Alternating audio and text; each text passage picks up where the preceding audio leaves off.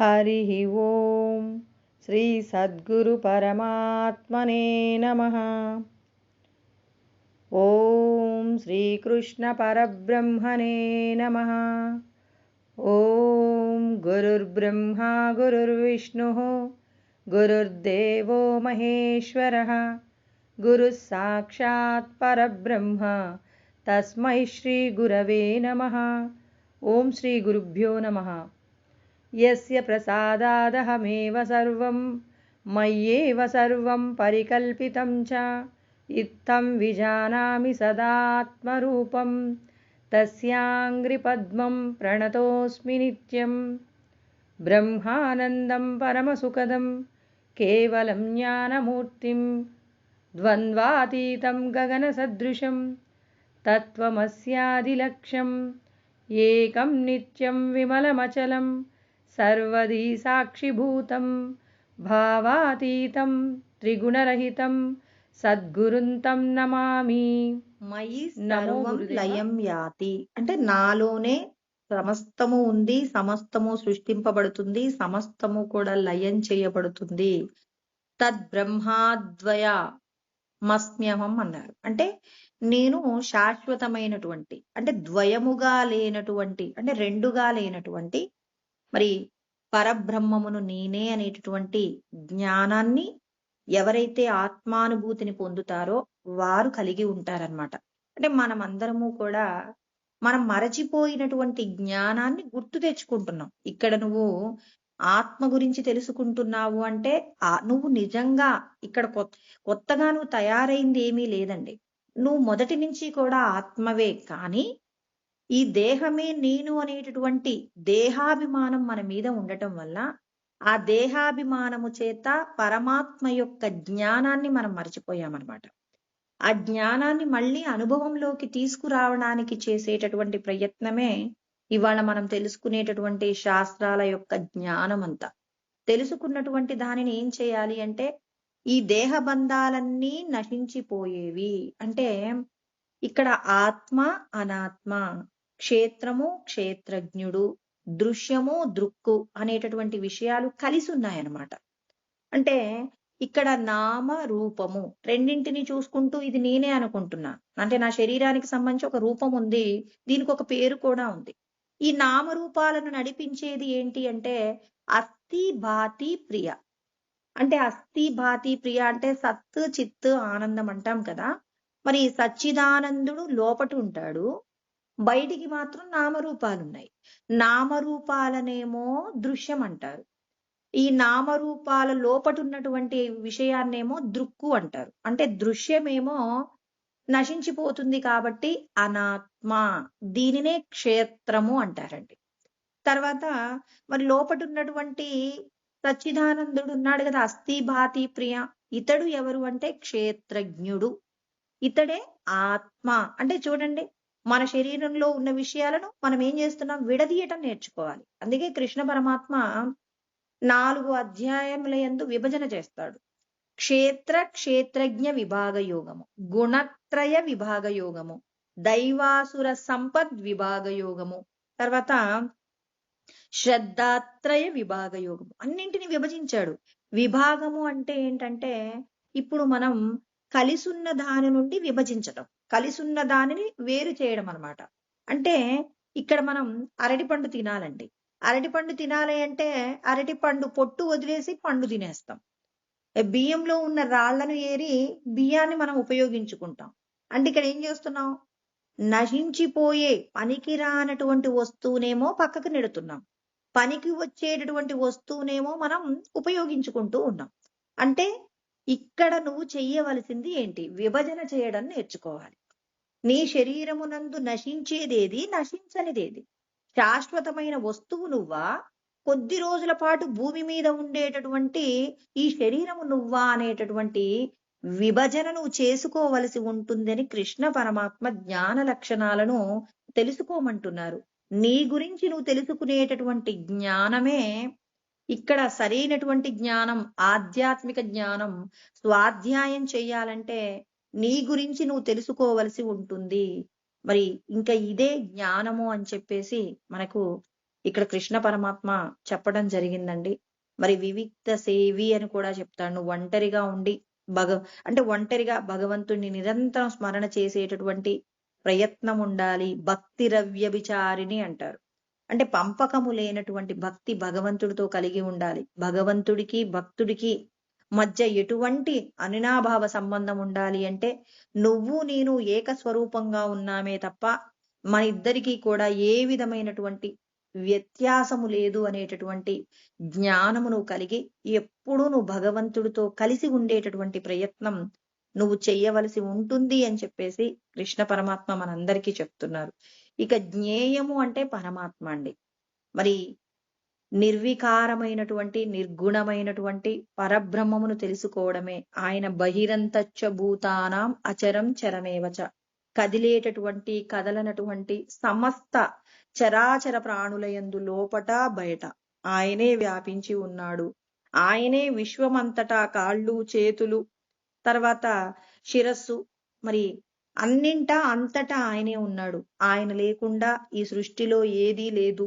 జ్యోతిషామపి తజ్జ్యోతి తమసః పరముచ్యతే అంటారు. అంటే జ్యోతులన్నింటినీ వెలిగించేటటువంటి పరంజ్యోతి స్వరూపంగా ఉంటాడు ఆ పరబ్రహ్మం అన్నమాట.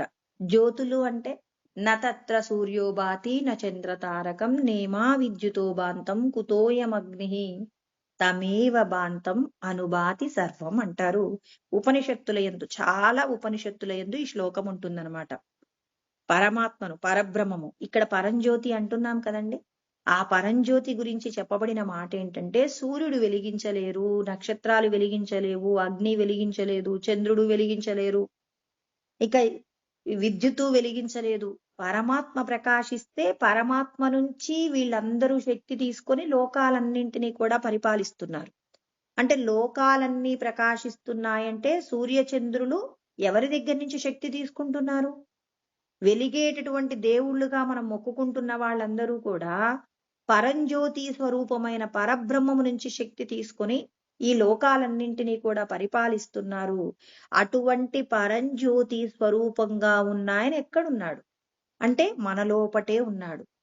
జ్ఞానం జ్ఞేయం జ్ఞానగమ్యం హృది సర్వస్య విష్టితం, మనందరి యొక్క హృదయాలలో ఉన్నాడు. ఎక్కడుంటాడు? గుహ్వరేష్టం గుహాహితం గూఢమను ప్రవిష్టమని ఉపనిషత్తులో చెప్పబడుతుందండి. అంటే చీకటి హృదయం అనేటటువంటి చీకటి గుహలో ఆ ఈశ్వరుడు రహస్యంగా చీకటి ప్రాంతంలో ఉంటాడట. ఎవ్వరికి కనపడకుండా ఉంటారట. మరి కనపడకుండా ఉన్నటువంటి ఆ పరబ్రహ్మమును మనం తెలుసుకోవాలి. అందుకే గజేంద్ర మోక్షంలో పిలుస్తారు కదండి, లోకంబులు లోకేశులు లోకస్తులు తెగిన తుదిన్ పెంజీకటి కావలనెవ్వడు నేకాకృతిన వెలుగుచుండు నేనాతని సేవింతున్నని అంటారు. అంటే లోకాలున్నాయి, లోకాలను పరిపాలించే పరిపాలకులు ఉన్నారు, లోకంలో పరిపాలించబడేటటువంటి వాళ్ళు ఉన్నారు, ప్రజలు ఉన్నారు. మరి వీళ్ళందరూ ఉండేదాన్ని లోకాలంటారు. ఈ లోకాలకు ఆవల ఉన్నటువంటి దానిని అలోకంబగు పెంజీకటి అంటారు. అంటే ఇక్కడ ఈ లోకాలన్నీ దాటిన తర్వాత సూర్యుడు ప్రకాశించేంత వరకు ఆ లోకం ప్రకాశవంతంగా ఉంటుంది. సూర్యుడి యొక్క శక్తి కూడా లేనటువంటి ప్రదేశం చీకటిగా ఉంటుంది. ఆ చీకటిలో పరంజ్యోతి స్వరూపంగా ప్రకాశించేటటువంటి పరబ్రహ్మమును నేను సేవిస్తున్నాను అన్నాడు. అంటే మనందరికీ కూడా కృష్ణ పరమాత్మ చెప్తున్నారు, మీ లోపట అలా ప్రకాశించేటటువంటి పరంజ్యోతి స్వరూపాన్ని మీరు తెలుసుకోవాలి. ఇది జ్ఞేయము.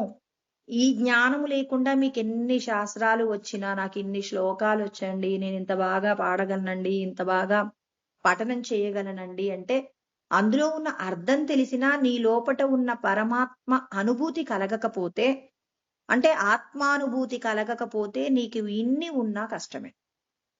అంటే ఆత్మ ఎక్కడెక్కడ ఉంది అంటే సమస్తమునందు వ్యాపించి ఉందనేటటువంటి జ్ఞానము ఏ ఒక్కరికైతే ఉంటుందో వాళ్ళు మాత్రమే పరమాత్మను చేరుకుంటారు తప్ప ఇక అన్యులెవ్వరికీ కూడా పరమాత్మ యొక్క జ్ఞానము అందించబడదు. కాబట్టి మీ లోపట పరంజ్యోతిగా వెలుగుతున్నటువంటి పరబ్రహ్మమును తెలుసుకునేటటువంటి ప్రయత్నంగానే మీరు జీవించవలసి ఉంటుంది. కానీ మరి నశించిపోయే విషయాల కోసం తాపత్రయపడుతూ మీ యొక్క జీవితాన్ని వృధా చేసుకోకండి. యత్ సత్యం తదుపాస్యతాం అంటారు. ఏది సత్య వస్తువో సత్య వస్తువు కోసం ప్రయత్నం చేయండి. అనవసరమైన విషయాల కోసం అని చెప్పి ప్రయత్నాలు చేయకండి. సత్య స్వరూపమైనటువంటి జ్ఞాన స్వరూపాన్ని తెలుసుకోండి.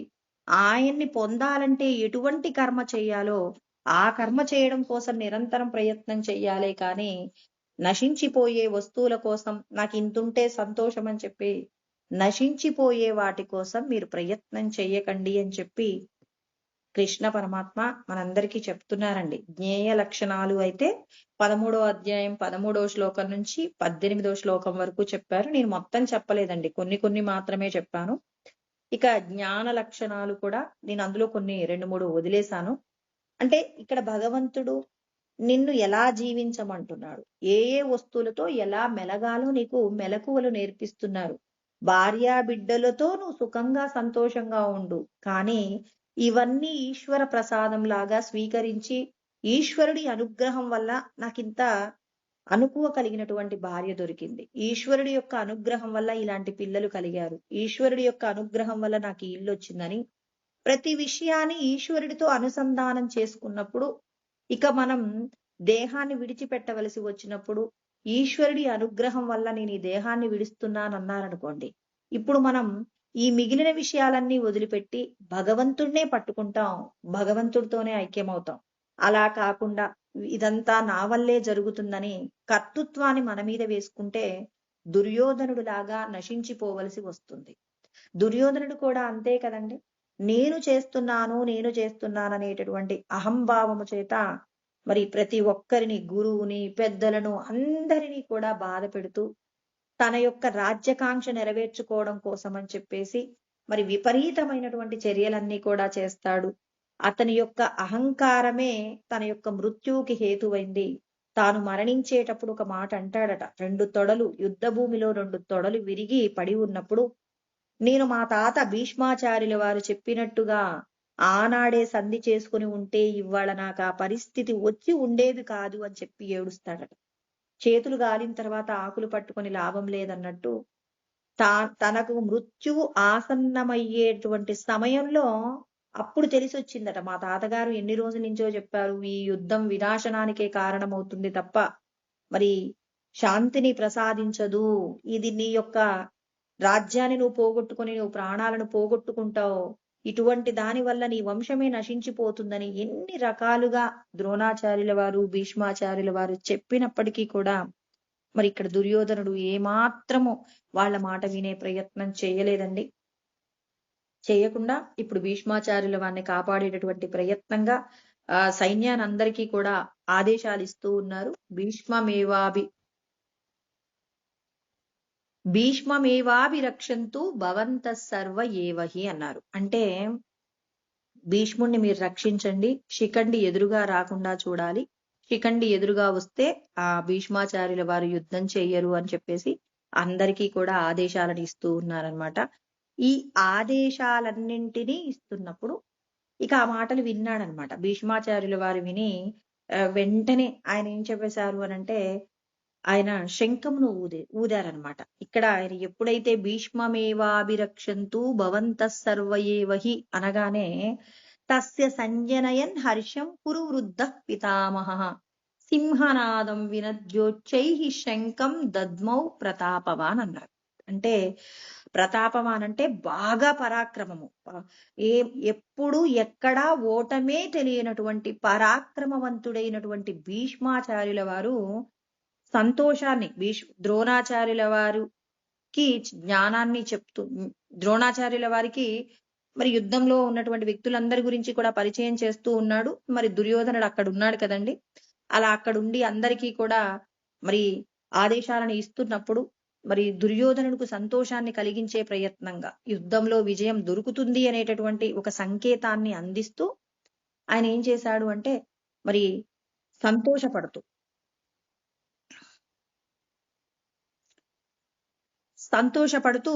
ఏం చేశాడు అంటే ఇక్కడ సింహనాదం వినద్యోచ్చి అంటే ఒక బిగ్గరగా ఒక సింహము ఎలా అయితే గర్జిస్తుందో అలాగా ఒక పెద్ద ధ్వనిని చేసి శంఖమును పూరించాడట. అంటే సంతోషము తెలియచేసే ప్రయత్నంగా, అంటే యుద్ధాన్ని ప్రారంభించేటప్పుడు ఒక శుభ సూచికగా ఆయన శంఖాన్ని పూరించాడు. ఆ శంఖాన్ని పూరించేటప్పుడు ఇక్కడ మరి భీష్మాచార్యుల వారు మొట్టమొదటిసారిగా శంఖమూదారు. మరి ఈ కురు వంశంలో కురు వృద్ధుడు అంటారు. మరి భీష్మాచార్యుల వారి కంటే ముందు బాహ్లికుడు అని చెప్పేసి ఒక ఆయన ఈ వంశంలో ఉంటారనమాట. బాహ్లికుడు తర్వాత ఇక్కడ భీష్మాచార్యుల వారు ఉంటారు. భీష్మాచార్యుల వారు యుద్ధంలో మరి ప్రథమ పాత్ర పోషిస్తున్నారు కాబట్టి ఆయన తొలిసారిగా, అంటే తొలుత ఆయన ఈ యుద్ధాన్ని ప్రారంభించేటటువంటి ప్రయత్నంగా మరి ఇక్కడ భీష్మాచార్యుల వారు శంఖంను ఊదటం జరిగిందండి. మరి ఈ శంఖాన్ని ఊదిన తదనంతరం ఎప్పుడైతే మరి కౌరవ సైన్యంలో తొలుత భీష్మాచార్యుల వారు శంఖం ఊదారో వెంటనే అతని సైన్యంలో ఉన్న వాళ్ళందరూ కూడా, కౌరవ పక్షంలో ఉన్న వాళ్ళందరూ కూడా శంఖములు ఊదుతున్నారు. తత శంఖాచ్చ బేర్యచ్చ పరవానక గోముఖాః సహసైవాభ్యహన్యంత సశబ్దస్తుములో అభవత్ అంటారు. అంటే ఇక వెంటనేనండి, ఎప్పుడైతే భీష్మాచార్యుల వారు సింహనాదం చేస్తూ ఎప్పుడైతే శంఖమును ఊదారో, ఇక ఆ శంఖమును ఊదగానే వెంటనే ఆయన ఏం చేస్తున్నాడంటే, ఇక ఆయన సైన్యంలో ఉన్న వాళ్ళందరూ కూడా మరి వాళ్ళ దగ్గర ఉన్నటువంటి శంఖములను ఊదుతున్నారు. తర్వాత ఆ పలకలు, తర్వాత ఊదు కొమ్ములు, బేరీలు అన్ని కూడా వెంటనే ఒక బిగ్గరగా ఒక పెద్ద శబ్దం వచ్చేలాగా, మరి నలుదిశలా కూడా యుద్ధం ప్రారంభమవుతుందని అర్థం కావడానికి సూచనగా వీళ్ళు ఏం చేశారు, ఒక పెద్ద శబ్దాన్ని ఇస్తూ వాళ్ళ దగ్గర ఉన్న వస్తువులన్నీ కూడా ఉపయోగించారు. శంఖములు ఉన్న వాళ్ళందరూ శంఖములు ఊదారు. తర్వాత తప్పెటలు, బేరీలు, పలకలు ఇవన్నీ కూడా మరి పెద్ద పెద్ద ధ్వనిని ఈ నలుదిశలా కూడా వ్యాపింప చేశారట. ఇలా కౌరవ పక్షంలో మరి మొట్టమొదట శంఖమును ఊదినటువంటి వారు ఎవరు అనంటే భీష్మాచార్యుల వారు. తర్వాత మిగిలిన వాళ్ళందరూ, ఆ కౌరవ పక్షంలో ఉన్నటువంటి ప్రముఖులందరూ కూడా శంఖములను ఊదారు. తర్వాత వాళ్ళ సైన్యంలో ఉన్న ప్రతి ఒక్కరూ తమ దగ్గర ఉన్నటువంటి వస్తువులన్నీ వినియోగించి మరి బిగ్గరగా శబ్దాన్ని చేశారు. యుద్ధం ప్రారంభమైంది అనేటటువంటి సూచన కూడా మరి చుట్టూ ఉన్నటువంటి వారికి కూడా అర్థమైంది. తర్వాత ఇప్పటి వరకు కూడా మరి కృష్ణ పరమాత్మ గురించి మనం చెప్పుకోలేదండి. కృష్ణ పరమాత్మ ఇక యుద్ధ భూమిలో ఉన్నారు. తతశ్వేతైర్హయైర్యుక్తే మహతి స్యందనే స్థితౌ మాధవ పాండవశ్చైవ దివ్యౌ శంకౌ ప్రదద్మతుః. అంటే ఇక్కడ చూడండి, ఇక్కడ ప్రారంభం చేసేటప్పుడే, భగవద్గీత ప్రారంభం చేసేటప్పుడు ధర్మక్షేత్రే, ధర్మము అనే పదం చెప్పారు. ధర్మము అనేది దేనికి?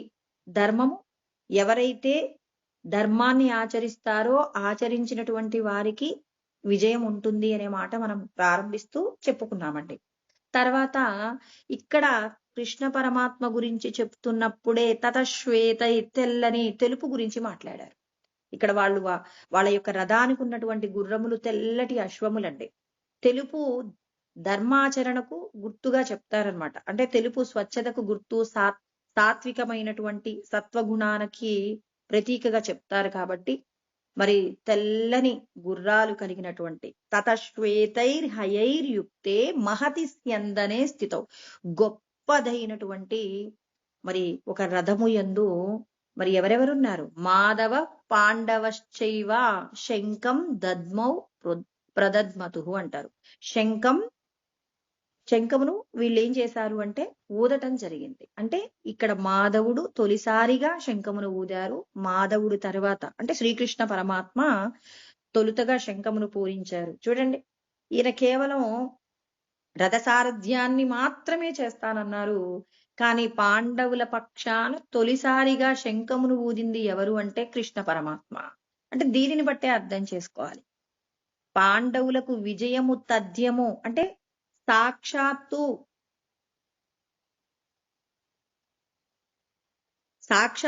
కృష్ణ పరమాత్మయే శంఖమును ఊదారు అంటే విజయ శంఖాన్నే ఊదారు కదండి. సాక్షాత్తు ఈశ్వరుడే శంఖమును ఊదిన తర్వాత ఇక వాళ్ళకి విజయం లేకుండా ఎక్కడికి పోతుంది?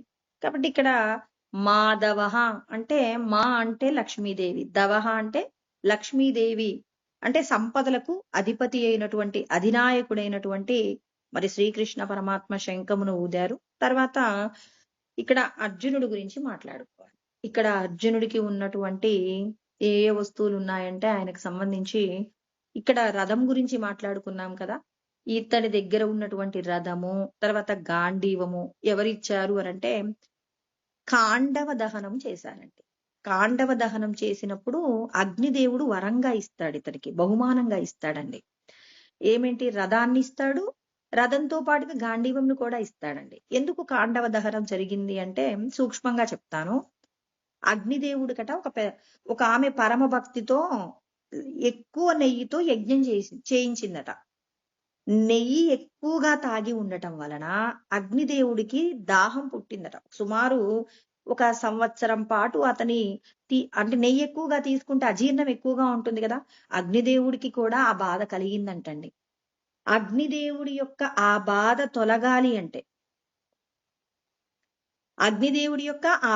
తొలగాలి అంటే ఇక్కడ ఏం జరిగింది అనంటే కాండవ దహనం జరగాలి. కాండవ దహనం జరగటానికి అక్కడ కొన్ని కారణాలు ఉంటాయన్నమాట. తక్షకుడు అని చెప్పేసి ఒక సర్పం ఉంటుంది. ఆ సర్పానికి సంబంధించినటువంటి రక్షణ కాండవ దహనంలోనే ఉంటుంది. మరి ఆ కాండవ దహనంలో ఆ తక్షకుడికి ఏం జరగకుండా ఉంటుంది. తక్షకుడు అంటే పామండి. మరి పరీక్షిత్ మహారాజు ఉన్నారు కదండి. ఈ పరీక్షిత్ మహారాజుని చంపడానికి ఉపయోగించబడినటువంటి పాము అన్నమాట. దాని యొక్క రక్షణ మరి కాండవ వనమునందు ఉంటుంది. మరి ఈ కాండవ వనమునందు మరి ఈ తక్షకుడు ఉండటం వల్ల కాండవ దహనం ఎందుకు చేయాలి అంటే ఈ వనమునందు ఉన్నటువంటి ఓషధులన్నింటినీ గనక దహనం చేస్తే అగ్నిదేవుడికి కావలసినటువంటి అజీర్తి, అంటే తనకి ఏదైతే అజీర్తి ఉందో ఆ అజీర్తి నుంచి అతనికి ఉపశమనం జరగాలి అంటే కాండవ దహనం జరగాలట. ఆ దహనాన్ని జరిపించింది ఎవరు అంటే కృష్ణ పరమాత్మ సమక్షంలో అర్జునుడు చేస్తాడనమాట. అంటే తన యొక్క ఇబ్బందిని పోగొట్టినందుకు, అంటే తక్షకుణ్ణి కాపాడే ప్రయత్నం చేస్తూ అతన్ని కాపాడుతూనే కాండవ దహనం కృష్ణ పరమాత్మ దగ్గరుండి చేయిస్తాడు. ఆయన సంతోషపడి తనకు కలిగినటువంటి ఇబ్బందిని పోగొట్టినందుకు మరి రథాన్ని ఇస్తాడు, తర్వాత గాంధీవంను కూడా ఇస్తారు. ఇక తనకున్నటువంటి 4 గుర్రాలు ఉన్నాయి కదా, వాటిని గంధర్వానాం చిత్రరథ అని చెప్పేసి గంధర్వులలో చిత్రరథుడుగా నేనున్నానని కృష్ణ పరమాత్మ భగవద్గీత 10వ అధ్యాయం విభూతి యోగంలో చెప్పారండి. అంటే ఇక్కడ విభూతి యోగమునందు చెప్పబడినటువంటి ఈ చిత్రరథుడు ఏం చేశాడు అంటే తనకున్నటువంటి 100 అశ్వాలలో నుంచి 4 అశ్వాలను తీసి అర్జునుడికి బహుమానంగా ఇస్తాడట. యుద్ధంలో విజయాన్ని సాధించడం కోసం అని చెప్పేసి చిత్రరథుడు బహుమానంగా అర్జునుడికి ఇస్తాడనమాట. మరి అర్జునుడికి ఇచ్చినటువంటి ఆ బహుమానం ఏదైతే ఉందో ఆ బహుమానం వల్ల ఇప్పుడు అక్కడ మనం చెప్పుకున్నాం తతశ్వేతైర్హయైర్యుక్తే మహతి స్యందనే స్థితో అన్నారు. అంటే 4 అశ్వములతో కూడి గొప్పదైనటువంటి రథమునందు కృష్ణ పరమాత్మ అర్జునుడు ఇద్దరు కూడా మరి వాళ్ళు శంఖములను ఊదుతూ ఉన్నారు. మరి వాళ్ళు ఊదేటటువంటి శంఖముల పేర్లు కూడా చాలా గొప్పగా ఉంటాయన్నమాట. ఇక్కడ పాండవ అన్న అర్జునుడు, అర్జున అనేటటువంటి పదానికి అర్థం ఏంటంటే జ్ఞానమును ఆర్జించాలనేటటువంటి కోరిక కలిగిన వాళ్ళందరినీ కూడా పరమాత్మ అర్జున అని పిలుస్తారు. ఇప్పుడు మనకి ఎప్పుడైనా పెద్ద పెద్ద శబ్దాలు ఉరుములు వస్తున్నాయనుకోండి, మనం అర్జున పాల్గొన అని చెప్పేసి అనుకుంటూ ఉంటాం. ఎందుకు అంటే మీరెవరో తెలుసుకునేటటువంటి జ్ఞానాన్ని మాకు అందించండి స్వామి అని అర్జున అర్జున అంటాం. మన వాళ్ళు ఏమంటారు, అర్జునుడు మరి ఆయన పేరు తలుచుకుంటే మన మీద పిడుగు పడకుండా ఉంటుంది అని చెప్పేసి మన పెద్దవాళ్ళు చెప్తారు. కానీ ఇక్కడ అర్జున అంటే నేను మీ గురించి తెలుసుకోగలిగిన జ్ఞానం, అంటే పంచభూతాలను కూడా సృష్టించినటువంటి సృష్టికర్త పరబ్రహ్మమే కాబట్టి ఆ పరబ్రహ్మమును తెలుసుకునేటటువంటి జ్ఞానాన్ని మాకు ప్రసాదించండి అని చెప్పడానికి గుర్తుగా అర్జున పాల్గొన అంటాం. ఆర్జన సంపాదించాలి. ఏం సంపాదించాలి? నీవెవరో తెలుసుకునేటటువంటి జ్ఞానాన్ని మాకు అందించమని, ఈ భయము నుండి మమ్మల్ని కాపాడగలిగినటువంటి ఈశ్వరుడు ఎక్కడున్నారు అని చెప్పేసి తెలుసుకోగలిగిన జ్ఞానము మాకు అందించండి అని మనం ఉరుములు కలిగినప్పుడు అర్జున అర్జున అని చెప్పేసి పిలుస్తూ ఉంటామండి. అంటే మనందరము కూడా భగవంతుడి యొక్క జ్ఞానాన్ని తెలుసుకునే ప్రయత్నంలో ఉన్నాం కాబట్టి ఇక్కడ ఈశ్వరుడు కేవలం ఇక్కడ అర్జునుని మాత్రమే అర్జున అని పిలవరండి. మనందరినీ కూడా పిలుస్తున్నారు. ఏమంటున్నారంటే అర్జున పాల్గొన. అంటే ఇక్కడ పాల్గొన అనలేదు, అర్జున అంటున్నారు. అంటే మనందరినీ ఏమంటున్నారు? మీరందరూ కూడా నన్ను తెలుసుకునేటటువంటి ప్రయత్నంగానే ఉన్నారు. అంటే నా గురించి తెలుసుకునేటటువంటి ప్రయత్నం మీరందరూ కూడా చేస్తున్నారు కాబట్టి మనందరినీ కూడా కృష్ణ పరమాత్మ ఏమని పిలుస్తున్నారంటే అర్జున అంటారండి. అంటే మీరందరూ కూడా నన్ను తెలుసుకొని నాతో ఐక్యం కావడానికి ప్రయత్నం చెయ్యాలి అని చెప్పి ప్రతి ఒక్కరికి కూడా మరి ఈ జ్ఞానం ప్రసాదిస్తూ ఉన్నారు.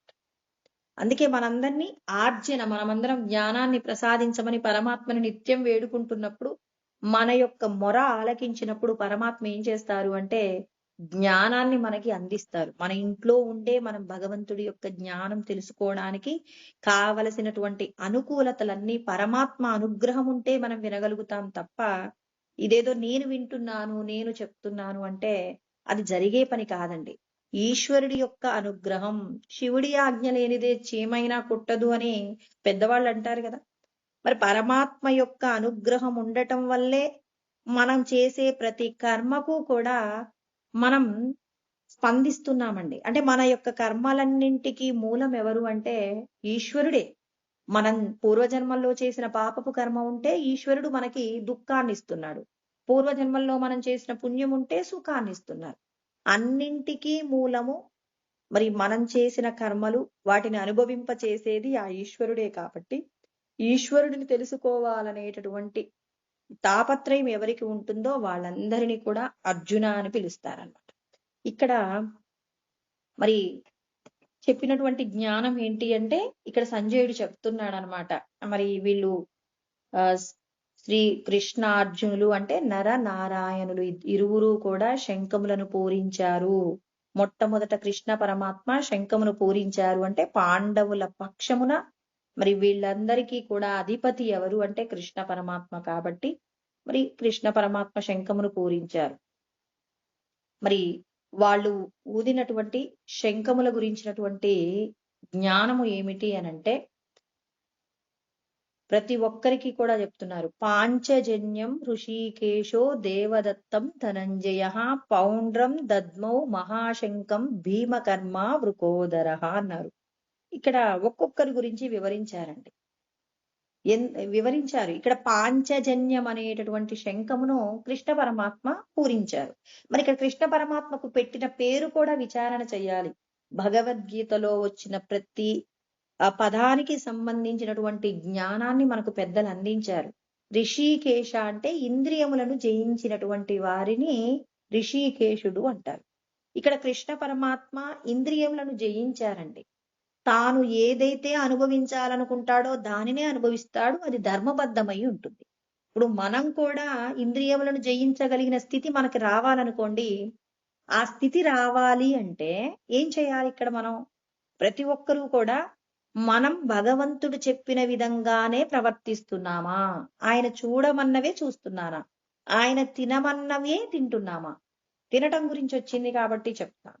ద్వౌ భాగౌ పూరయేదన్నం తోయేనైకం ప్రపూరయేత్ మారుతస్య ప్రచారార్థం చతుర్థమవశేషయేత్ అంటారు. మన పొట్టని 4 భాగాలుగా చేసుకోవాలట. అంటే శాస్త్రం చెప్తుందండి.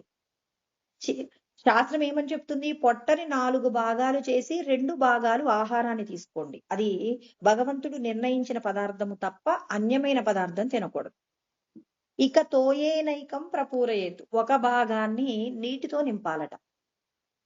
మారుతస్య ప్రచారార్థం చతుర్థం అవశేషయేత్, 4వ భాగాన్ని ఏం చేయాలి అనంటే గాలి కోసం ఉపయోగించాలట. మనం ఏం చేస్తాం? రుచిగా పదార్థం ఉంటే నీళ్లు తాగడం ఆపేస్తాం. గాలి పీల్చడానికి కూడా అవకాశం లేనంత గొప్పగా మనం ఆహారం తింటాం. ఎందుకు అంటే మన పొట్టకి మన యొక్క నాలుకకి ఇద్దరికి కూడా మరి పొత్తు కుదరదండి. పొట్ట ఏమో ఇంకా చాలండి, ఇంకా నాకు వద్దండి, నేను తినలేనంటుంది. నాలుక మాత్రం రుచిగా ఉంది, తిను తిను అంటారు. వీళ్ళిద్దరూ శత్రువులేనండి. వీళ్ళిద్దరి మధ్య కనుక మంచి అండర్స్టాండింగ్ ఉందనుకోండి, ఈ శరీరం అంతా కూడా భగవంతుణ్ణి తెలుసుకోవడానికి కావలసినటువంటి ఉపకరణంగా మారుతుంది. భగవంతుణ్ణి తెలుసుకోలేకపోవడానికి ఏది అడ్డంకిగా ఉంది అంటే నాలుక. అంటే ఈ నాలుకను మనం ఖచ్చితంగా నిగ్రహించవలసి ఉంటుందన్నమాట. అందుకే పరమాత్మ చెప్తున్నారు, మీరు ఏ ఆహారాన్ని తీసుకున్నా, ఏ ఆహారం అంటే నిషిద్ధ ఆహారం కానే కాదు, సత్వగుణముతో కూడిన ఆహారాన్ని 2 భాగాలు తినండి. ఆ 2 భాగాలకి ఎలా నిండిందనంటే, మనకి ఇక కడుపు నిండింది అని చెప్పడానికి లోపటి నుంచి సూచనలు వస్తూ ఉంటాయండి. ఒక త్రేపు వస్తుంది. త్రేపు రాగానే మనం ఆపేయాలి. అలా త్రేపు వచ్చినప్పటికీ మనం ఏం చేస్తామంటే, ఇది బాగుంది, ఇది బాగుంది అని చెప్పేసి తినేస్తూ ఉంటామండి. అలా తినడం వల్ల మనకేమవుతుందంటే ఇబ్బంది అవుతుంది. బాగుంది కదా అని తిన్నామనుకోండి, తిన్న తర్వాత మనం చాలా ఇబ్బంది పడవలసి వస్తుంది. కాబట్టి 2 భాగాలు తినమంటున్నారు పరమాత్మ. ఇక ఒక భాగం నీటి కోసం ఉంచండి. ఎందుకు అంటే, ప్రాణధర్మాలు ఏమై ఉన్నాయంటే ఆకలి, దప్పిక. షడూర్ముల గురించి అందరికీ తెలిసే ఉంటుంది. షడూర్ములు అంటే ప్రాణం యొక్క ధర్మాలు ఏంటి అంటే ఆకలి, దప్పిక. ఇక శరీరం యొక్క ధర్మాలు ఏంటి అంటే పుట్టుక, చావు. ఇక మనసు యొక్క ధర్మాలు ఏంటి అంటే శోకము, మోహం అండి. వీటిని 6 కూడా షడూర్ములు అంటారు. ప్రాణానికి సంబంధించి ఆకలి, దప్పిక 2 ఉంటాయి. ఈ 2 ఉన్నప్పుడు మాత్రమే మనం శరీరంతో ఆరోగ్యంగా ఉండగలుగుతాం. మనం శరీరంతో ఆరోగ్యంగా ఉండాలంటే కేవలం ఆహారం తింటానండి, లేకపోతే నీళ్ళు ఒక్కటే తాగుతాను అంటే అది పూర్తిగా మన శరీరానికి కావలసిన సౌఖ్యాన్ని అందించదు. ప్రాణము మన శరీరంలో అన్ని భాగాలకు కూడా చక్కగా ప్రసరించాలి అంటే నువ్వు తగు పాళ్లలో, ఈశ్వరుడు నిర్దేశించిన పాళ్లలో నువ్వు ఆహారాన్ని తీసుకోవలసి ఉంటుంది. నీళ్లను కూడా తాగాలి. అందుకే ఒక భాగం నీళ్లు, 2 భాగాలు ఆహారం కోసం ఖర్చు పెట్టండి. ఇక 4వ భాగము వాయువు కోసం కేటాయించండి. ఏంటండి ఈ వాయువు యొక్క ప్రాధాన్యత అంటే, ఇది కేవలం ఉచ్ఛ్వాస నిశ్వాసలే కాదండి. ఈ ఉచ్ఛ్వాస నిశ్వాసలలోనే ఏముంటుందంటే, మనం తిన్న పదార్థాన్ని పచనం చేయడం కోసం ఈ ఉచ్ఛ్వాస నిశ్వాస ఉపయోగపడతాయి అన్నమాట. ఇక్కడ ప్రాణవాయువులు అంటే ప్రాణము, అపానము, సమానము, వ్యానము, ఉదానము అని చెప్తారు. ఉపవాయువుల గురించి కూడా చెప్పుకోవాలి. నాగ, కూర్మ, కృకర, దేవదత్తం, ధనంజయ అని చెప్పేసి ఉపవాయువులు కూడా ఉంటాయన్నమాట. మనకు త్రేపులు రావడం, ఆవలింతలు రావడం, మనం చనిపోయిన తర్వాత మన శరీరము, ఇప్పుడు ఏదైనా ఒక పశువు ఎక్కడైనా రోడ్డు మీద చనిపోతే బాడీ మొత్తం స్వెల్లింగ్ వస్తుందండి. అంటే ఇది శరీరము పంచభూతాలలో కలిసేంత వరకు, పొట్ట బాగా ఉబ్బి పగిలిపోయేంత వరకు కూడా ధనంజయ అనే వాయువు అందులో ఉండి, ఆ పొట్ట పగిలిన తర్వాత పంచభూతాలతో కూడిన దేహం పంచభూతాలతో కలిసేంత వరకు మనం చనిపోయిన తర్వాత కూడా ఈ వాయువు ఉంటుందట. అదేవిధంగా కనురెప్పలు వాల్చటం, తర్వాత మరి వీటన్నింటి గురించి చిన్న చిన్న పనులన్నీ కూడా ఈ ఉపవాయువులు చేస్తాయి. ఈ ముఖ్యంగా ప్రాణవాయువులు ఏం చేస్తాయి అంటే, కృష్ణ పరమాత్మ అందరికీ చెప్పారండి బాగా అర్థమయ్యేలాగా. 15వ అధ్యాయము 14వ శ్లోకంలో చెప్తారు. ఏమంటారు అంటే, అహం వైశ్వానరో భూత్వా ప్రాణినాం దేహమాశ్రిత ప్రాణాపాన సమాయుక్త పచామ్యన్నం చతుర్విధం అంటారు. కృష్ణ పరమాత్మ చెప్పారు. ప్రతి ఒక్క ప్రాణి యందు కూడా ఈశ్వరుడే ఉన్నారు. ఆ ఈశ్వరుడే మనం తీసుకున్న ఆహారాన్ని పచనం చేస్తున్నారు. అంటే భగవంతుడు ఎక్కడుంటారంటే ప్రాణ సంశ్రితమసి, ప్రాణాన్ని ఆశ్రయించి ఇక్కడ ఈశ్వరుడు ఉంటారండి. మరి ఇప్పుడు ఈ ప్రాణవాయువు లోపలికి బయటికి వస్తూ ఇక్కడ అంటే భగవంతుడే ఉచ్ఛ్వాస నిశ్వాస రూపంలో దేహమునంతటా కూడా ప్రాణవాయువు రూపంలో ఉంటాడండి. ఆయన ఏం చేస్తున్నాడు చెప్తున్నాడు, మనందరికీ అర్థం చేయిస్తున్నాడు. మీరందరూ ఒక పదార్థాన్ని అనవసరంగా మీ పొట్టలోకి వేస్తున్నారంటే నాకు భారం కల్పిస్తున్నారు. నేను కొన్ని పరిమితులు, పద్ధతులు పెట్టాను. నేను చెప్పిన పద్ధతుల ప్రకారమే మీరు తినాలి తప్ప మీకు నచ్చినట్టుగా తినాల్సింది లేదు.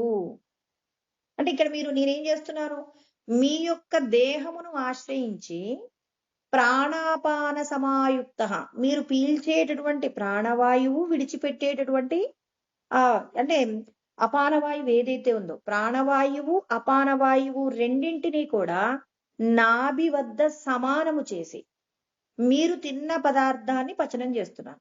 అంటే ఇక్కడ మనం ఒక భాగం గనక వాయువుతో విడిచిపెట్టలేదనుకోండి, ఇప్పుడు చాలా మంది ఏం చేస్తున్నారు, బాగా తిన్నాడట, బిర్యానీ తిన్నాడట, అది జీర్ణం కాక గ్యాస్ ఫామ్ అయ్యి అతను చనిపోయాడు అని చెప్పేసి కూడా ఈ మధ్య చాలా కంప్లైంట్లు వింటున్నాం. ఎందుకు అంటే రుచికి లొంగిపోయి ఆ పదార్థాన్ని ఎక్కువ మోతాదులో తీసుకోవడం వల్ల ఆ పదార్థాన్ని పచనం చేయడానికి కావలసినటువంటి అంటే వాయువులు తిరగడానికి కావలసిన ప్రదేశం లేదండి అందులో. లేకపోతే ఏం చేస్తారండి, ఇప్పుడు కింద ఉన్న వాయువు కిందనే ఉండిపోతుంది, పైన ఉన్న వాయువు పైనే ఉంటుంది. ఇప్పుడు ఈ రెండు సమానం దగ్గరికి వస్తే కదండి, నాభి దగ్గరికి వస్తే కదా మీరు తిన్న పదార్థం పచనం అయ్యేది. పచనం అయ్యే పదార్థాన్ని పచనం కావడానికి అవసరమైన వాయువుని ఉపయోగించటానికి వీలు లేకుండా రుచికి లొంగిపోయి తినటం జరుగుతుందండి. అందుకే ఖచ్చితంగా వాయువు కోసం కొంత ప్రదేశాన్ని విడిచిపెట్టవలసి ఉంటుంది అని చెప్పేసి కూడా మరి కృష్ణ పరమాత్మ నేనే మీరు తిన్న ఆహారాన్ని పచనం చేస్తున్నాను. చూడండి భగవంతుడి యొక్క లీల ఎలా ఉంటుందంటే, మనం ఆహారాన్ని తీసుకుంటే ఆ పదార్థాన్ని ఆ పరమాత్మ పచనం చేస్తే అది మలంగా మారిన తర్వాత అపానము ద్వారా బయటికి వెళ్ళిపోతే, మరి మనిషి విసర్జించిన పదార్థాన్ని తినేటటువంటి వరాహాలు కూడా ఉంటాయి. మరి ఈ వరాహము తిన్న పదార్థాన్ని మళ్ళీ ఎవరు పచనం చేస్తున్నారండి? మనం కొన్ని ఇప్పుడు ఈ వరాహము పంది కనిపించింది అనుకోండి, ఏమంటాం? బెచి బేచి అంటాం. అంటే మరి అది తిన్న పదార్థాన్ని ఎవరు పచనం చేస్తున్నారు? ఈశ్వరుడు నేనే పచనం చేస్తున్నాను అంటున్నారు. మరి అది తిన్న తర్వాత ఆ పదార్థాన్ని ఆయనే దగ్గరుండి జీర్ణం చేసి శక్తినేమో ఆ వరాహానికి కావలసిన శక్తి రూపంలో అందించి అందులో ఉన్నటువంటి వృధాగా ఉన్న పదార్థాన్ని మలం రూపంలో బయటికి పంపించి ఆ మలము యందు మళ్ళీ కొన్ని ప్రాణులు బ్రతికేలాగా అనేక రకాలైనటువంటి పురుగులు ఆ మలము యందు ఉండిపోతే ఆ మలము తిన్నటువంటి ఆ పురుగులలో ఉండి ఎవరు పచనం చేస్తున్నారు? నేనే పచనం చేస్తా. అంటే ఇక్కడ మనం భగవంతుడి యొక్క జ్ఞానం తెలుసుకుంటున్నామంటే సృష్టిలో దేనిని కూడా నువ్వు ఇది ఇది మంచిది కాదు, ఇది హేయమైనది అని అనటానికి నీకు హక్కు లేదు. ఎందుకంటే భగవంతుడు అంతటా ఉన్నాడు, అన్నింటా ఉన్నాడు. నువ్వు దేనిని అసహించుకున్నా, దేనిని ఇది పనికిరాదు అన్నా అన్నింటిలో నేనే ఉన్నానన్నప్పుడు నీకెవరి మీద ద్వేషము, ఎవరి మీద స్నేహం అండి? అన్నింటా నేనున్నాను అంటున్నారు కాబట్టి ప్రతి విషయాన్ని కూడా నువ్వు ఏ భగవంతుడి యొక్క సృష్టిలాగా నువ్వు తీసుకొని దేని పట్ల కూడా విరక్తి భావం లేకుండా నువ్వు ఎప్పుడైతే ఉండగలుగుతావో అప్పుడు మాత్రమే భగవంతుడికి నువ్వు నచ్చుతావు. కానీ అయ్యో కొన్నింటి నిషిద్ధాలను నేను చూడనండి అంటే ఉపనిషత్తులన్నీ కూడా చెప్తాయండి. నువ్వు వీటన్నింటినీ కూడా సమదృష్టిలో చూసినప్పుడు మాత్రమే నువ్వు పరమాత్మతో ఐక్యమవుతావు తప్ప ఇక నాకు కొన్నింటికి సంబంధం లేదు అని చెప్పేసి నువ్వు ఇందులో దేనిని నువ్వు ఇది నాది కాదంటావు. ఈశ్వరుడు ఒక వరాహం తిన్నటువంటి మనము అశుద్ధము అన్న పదార్థాన్ని తింటే ఆయన అందులో కూర్చొని పచనం చేస్తున్నాడు. నువ్వు భగవంతుణ్ణి ప్రార్థిస్తున్నావంటే ప్రతి ప్రాణి పట్ల నువ్వు భగవంతుడి యొక్క ఆలోచనతోనే చూడవలసి ఉంటుంది తప్ప ఇది అవసరం లేనటువంటిది అని చెప్పేసి నువ్వు ఎప్పుడూ కూడా ప్రయత్నం చేయకూడదు. అంతటా బ్రహ్మమును దర్శించినప్పుడు రామకృష్ణ పరమహంస మరి కుక్కలు తినేటటువంటి ఎంగిలి విస్తరాకులలో ఉన్న భోజనాన్ని తింటూ ఇది బ్రహ్మమే అన్నాడట. అయ్యో ఏంటండి స్వామి మీరు ఈ అన్నం తింటున్నారు, కుక్కలతో పాటు తింటున్నారంటే ఉన్నది బ్రహ్మమో, పదార్థము బ్రహ్మమో, తినునది బ్రహ్మమో అన్నారు. ఆ స్థితి మనకి రావాలి అంటే మనం భగవంతుడి పట్ల ఎంతటి విశ్వాసము భక్తి కలిగి ఉంటామో అలాంటప్పుడు మాత్రమే పరమాత్మను చేరుకుంటాం. అందుకే ఈశ్వరుడు చెప్పిన ప్రతి విషయాన్ని జాగ్రత్తగా అర్థం చేసుకోవాలి. అర్థం చేసుకొని ఆచరణలో పెట్టుకున్నప్పుడు నువ్వు ముక్తి పొందుతావు. కానీ మరి ఆచరణలో పెట్టుకోలేనప్పుడు నువ్వు ముక్తిని పొందలేవు అని చెప్పేసి చెప్తున్నాడు. ప్రతి విషయంలో నువ్వు బ్రహ్మమును చూడగలిగినటువంటి స్థితికి నువ్వు ఎదగాలంటే భగవంతుడి యొక్క ఔన్నత్యాన్ని అనువనువునా నువ్వు తెలుసుకుంటూ ఆయన్ని నువ్వు విశ్వసించి ప్రతి ప్రాణిలో భగవంతుడే ఉన్నారని, ఏ ప్రాణికి కష్టం వచ్చినా ఈశ్వరుడికే కష్టం వచ్చిందని నువ్వు స్పందించగలిగినటువంటి గొప్ప హృదయం నీకు ఉన్నప్పుడు ఆ పరమాత్మ నీ హృదయం నందు ప్రకాశిస్తాడు. అందుకే ఇక్కడ ఆ పరమాత్మ వీటన్నింటినీ జయించాడు కాబట్టి ఋషికేశో ఈయన పాంచజన్యం అనేటటువంటి మరి శంఖమును పూరించాడు. ఈ పంచజనుడు అనేటటువంటి మరి ఒక రాక్షసుడిని చంపినప్పుడు ఆయన ఎముకలతో తయారు చేయబడినదే ఈ పాంచజన్యం అనేటటువంటి శంఖం అండి. ఆ శంఖాన్ని పూరించటం జరిగింది. ఇక అర్జునుడు ఏం చేశాడు అంటే ఆయన దేవదత్తం అనేటటువంటి శంఖమును పూరించడం జరిగింది. ఆయనకి ఇక్కడ వాడినటువంటి పేరు ఏంటి అంటే ధనంజయ. ధనంజయ అంటే రాజసూయ యాగం జరగటానికి కావలసిన డబ్బునంతా కూడా అర్జునుడు సమకూర్చి పెట్టాడు కాబట్టి మరి ఆ సమకూర్చి పెట్టినందుకు అతనికి ధనంజయ అనేటటువంటి పేరుంది. ఇంకా ధనంజయ అంటే డబ్బు పట్ల అతనికి మరి అంటే సంపదల పట్ల ఏ మాత్రము వ్యామోహం లేకుండా, మరి ఇతని యొక్క వైరాగ్యం ఎందుకండి? మాకున్న సంపదలన్నీ కూడా మా సోదరులకి ఇచ్చేస్తామండి అని చెప్పేసి అన్నాడు. అంటే ఈ సంపదల పట్ల అతనికి విరక్తి భావన అనేది కలిగి ఉంది కాబట్టి, వైరాగ్య భావన కలిగి ఉంది కాబట్టి, మనం కూడా ధనంజయ అవ్వాలి అంటే మరి మనకున్నటువంటి సంపద యందు లోభగుణము లేకుండా కష్టంలో ఉన్న వారికి మన వంతుగా ఎంతో కొంత ఉపకారం చేస్తూ మనలో ఉన్నటువంటి లోభత్వాన్ని పోగొట్టుకొని ధనంజయ అనేటటువంటి నామాన్ని మనం కూడా సార్థకత చేసుకున్నప్పుడు భగవంతుడికి దగ్గర అవుతాం. అర్జునుడు కృష్ణ పరమాత్మకు ఎందుకు దగ్గరయ్యాడు అంటే సంపదల పట్ల వ్యామోహం లేదు.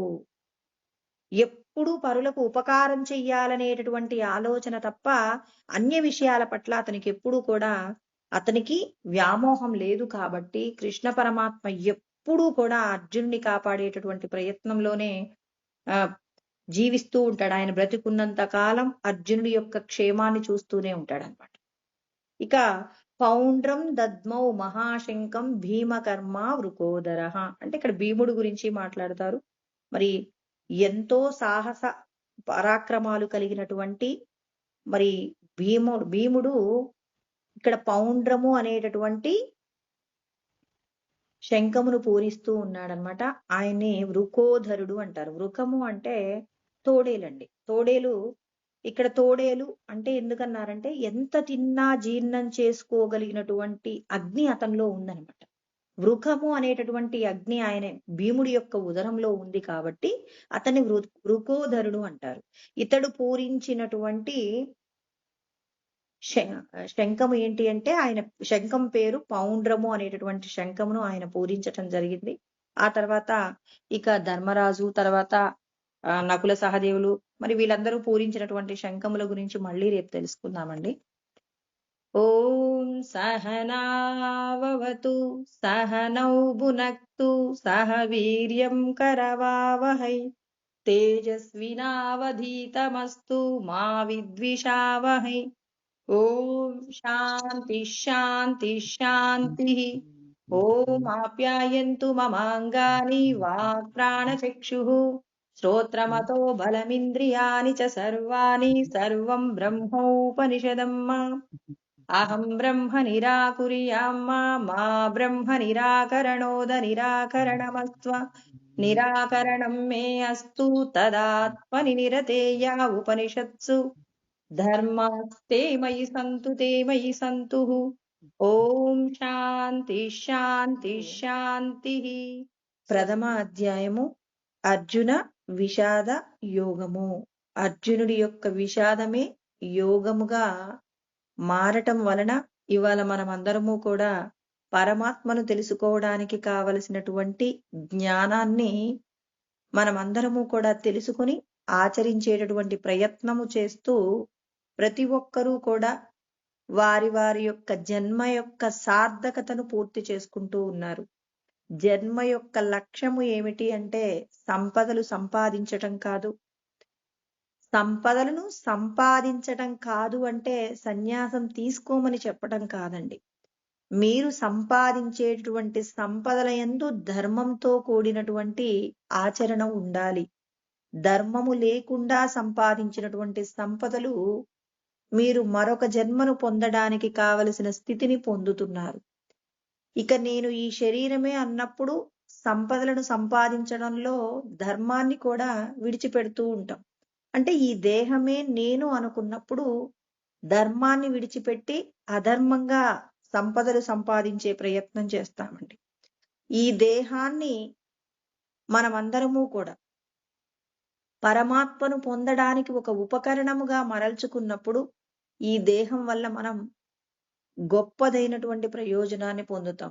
అలా కాకుండా మానవ జన్మ వచ్చింది కదా అని చెప్పేసి కంటికి కనపడిన ప్రతి విషయాన్ని అనుభవించాలనేటటువంటి కోరిక చేత భగవంతుడు చెప్పినటువంటి ధర్మంను ఎవరైతే విడిచిపెడతారో, విడిచిపెట్టినటువంటి వాళ్ళందరూ కూడా మృత్యు సంసారంలోకి పడిపోతారు అని చెప్పేసి కృష్ణ పరమాత్మ మనందరికీ చెప్తున్నారండి.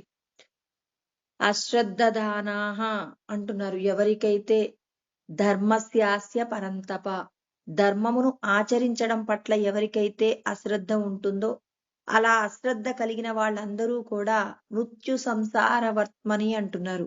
మృత్యు సంసార సాగరంలోకి వెళ్ళిపోతారు. అంటే పుట్టడం మరణించటం, మళ్ళీ పుట్టడం మరణించటం అనేటటువంటి సాగరంలో పడిపోతారు అని చెప్పేసి కృష్ణ పరమాత్మ మనందరికీ కూడా 9వ అధ్యాయంలో 3వ శ్లోకంలో చెప్తున్నారండి. అప్రాప్య మాం నివర్తంతే, నన్ను పొందక మళ్ళీ మళ్ళీ జన్మలెత్తేటటువంటి మృత్యు సాగరంలోకి పడిపోతారు అంటున్నారు. కాబట్టి ధర్మాన్ని ఆచరించే ప్రయత్నం చెయ్యండి.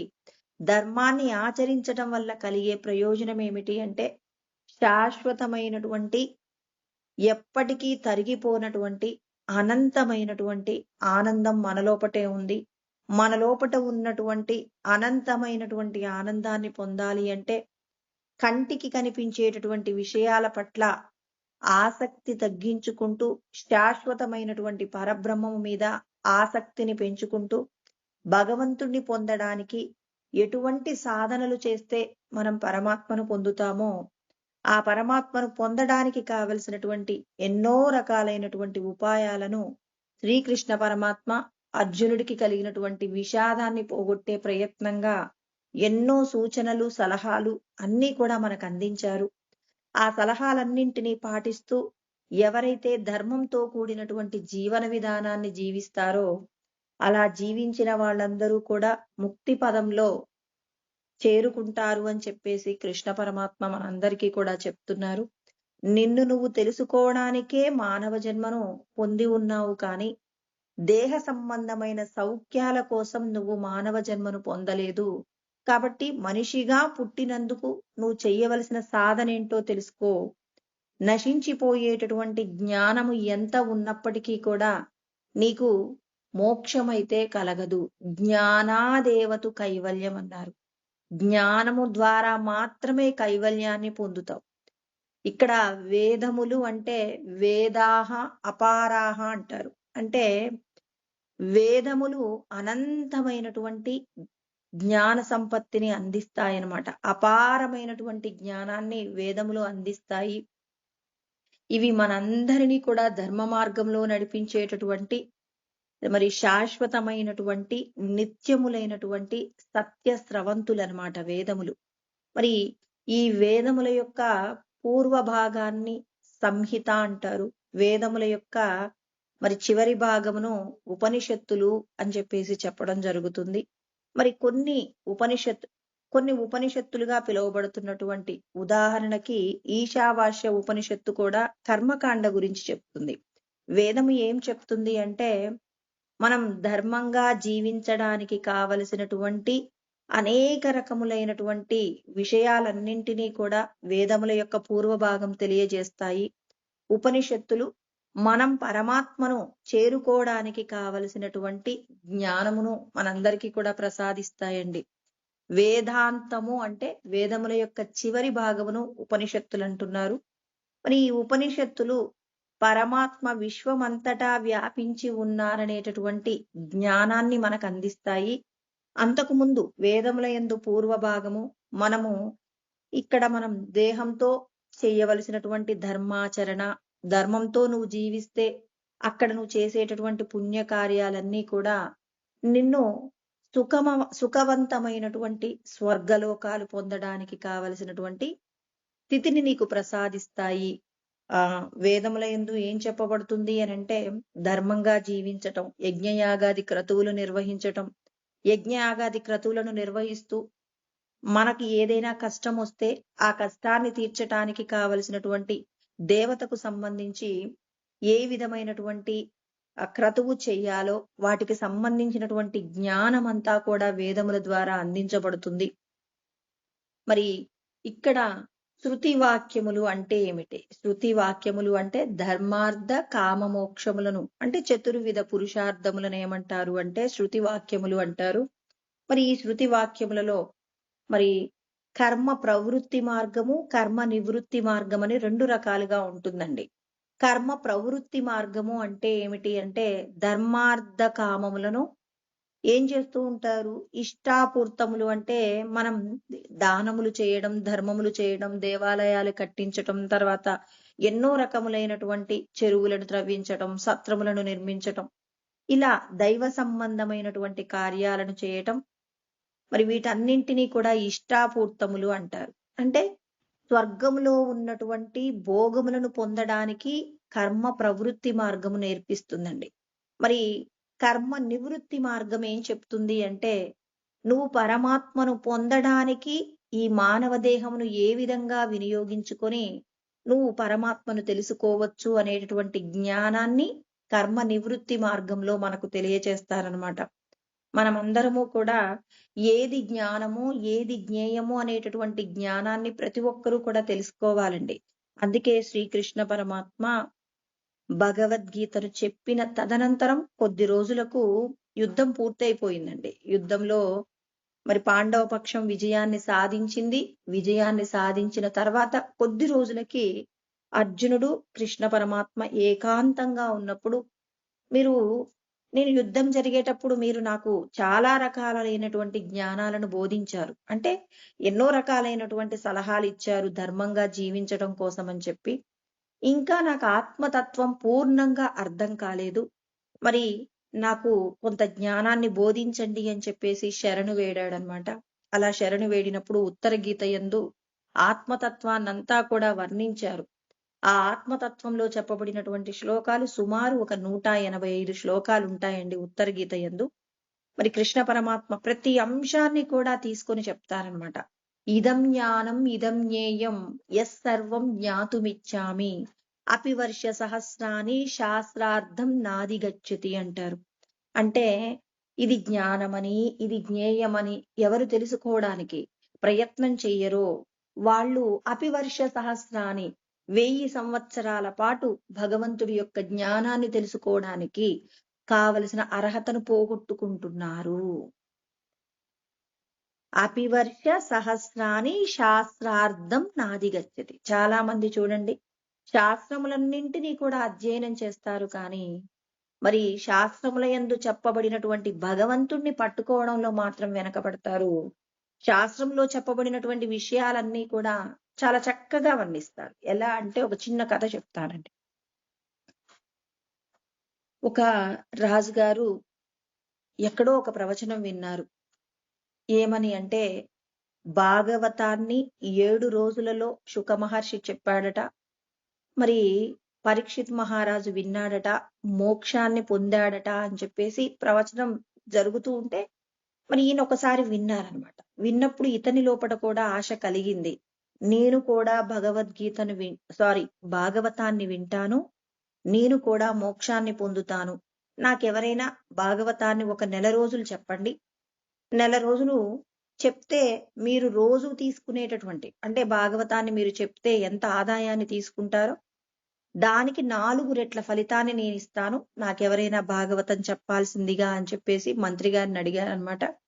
మంత్రి చాటింపు వేయించారు. రాజుగారికి భాగవతం 30 రోజులలో చెప్పండి, మీరు తీసుకునే ఫలితం కంటే 4 రెట్ల ఫలితం ఎక్కువగా తీసుకుంటారు అని చెప్పేసి చెప్తే మరి అక్కడ ఉన్న వాళ్ళలో ఒక బ్రాహ్మణుడు వచ్చాడనమాట. ఎందుకు అంటే అధిక ఆదాయం వస్తుంది, భాగవతం తనకి బాగా వచ్చు, అనేక సార్లు భాగవతాన్ని చెప్పి ఉన్నాడు కాబట్టి చెప్పడం కోసమని వచ్చారు. చెప్తున్నారు. భాగవతం వినటం కోసం రాజుగారు కూడా సిద్ధమై ఉన్నారు. ఇక్కడికి వచ్చినటువంటి బ్రాహ్మణుడు కూడా మరి భాగవతాన్ని చక్కగా చెప్తున్నారండి. భాగవతంలో జరిగినటువంటి ప్రతి కథను కూడా చక్కగా వివరిస్తూ ఉన్నారనమాట. మరి ఇలా వింటున్నప్పుడు ఒక 20 రోజులు గడిచిందండి. 20 రోజులు గడిచినప్పటికీ కూడా మరి ఇక్కడ రాజుగారికి ఏ మాత్రమో భగవంతుడి మీద భక్తి కలగటం లేదు. భగవంతుడి మీద భక్తి కలగకపోయేసరికి ఇక్కడ బ్రాహ్మణుణ్ణి అడుగుతున్నాడు, మీరు రోజు నాకు భాగవతం చెప్తున్నారు, మరి 20 రోజుల నుంచి భాగవతానికి సంబంధించిన ఆ కథలన్నీ కూడా వింటూ ఉన్నాను, కానీ నా లోపల భగవంతుడి పట్ల ఏ విధమైనటువంటి ఆ భక్తి భావన కలగటం లేదు. నాకు రేపు మీరు భాగవతం చెప్పేటప్పటికి నా లోపట భక్తి భావం అనేది పొంగవలసి ఉంటుంది. అలా భక్తి గనక మీరు నాలో కలిగించలేకపోతే మాత్రం మీకు శిక్ష పడుతుంది అని చెప్పేసి బ్రాహ్మణుడికి హెచ్చరిక చేశాడు. రాజు తలుచుకుంటే ఏదైనా చేయగలడు. డబ్బు ఇవ్వగలడు, దండన కూడా ఇవ్వగలడు. కాబట్టి ఇప్పుడు బ్రాహ్మణుడు ఇంటికి వెళ్లి బాధపడుతూ ఉన్నాడనమాట. వాళ్ళింట్లో ఆ బ్రాహ్మణుడికి ఒక 8 సంవత్సరాల పాప ఉంటుందండి. ఆ 8 సంవత్సరాల పాప వాళ్ళ నాన్నగారిని అడుగుతుంది. ఏ నాన్న, రోజు మీరు రాజుగారి యొక్క దర్బారుకి వెళ్ళొచ్చి చాలా సంతోషంగా ఉంటారు.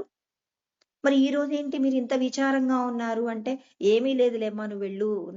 నా నా విషయం నీకు అర్థం కాదులే, నేను చెప్పినా నీకు అర్థం కాదు, నువ్వు వెళ్ళమ్మా అంటే, లేదు నాన్నగారు, మీ సమస్య నేను పరిష్కరిస్తాను. మీరు మీరు చెప్పండి. ఆ బ్రాహ్మణుడికి ఆ కూతురి పట్ల అపారమైన విశ్వాసం ఉంటుంది. అంటే చిన్నప్పటి నుంచి కూడా చాలా తెలివి కలిగినటువంటి అమ్మాయి. ఏ సమస్యనైనా సులభంగా పరిష్కరించటంలో దిట్ట. కాబట్టి ఇప్పుడు ఆహ్, ఆ బ్రాహ్మణుడు ఆ అమ్మాయికి చెప్పారనమాట. రాజుగారికి భాగవతం చెప్తున్నాను. మరి రాజుగారికి మాత్రం భక్తి భావం అనేది కలగటం లేదు. నేను చెప్పే భాగవతం వల్ల ఆయనకి భక్తి కలగట్లేదట. మరి ఏం చేయాలో అర్థం కావట్లేదు.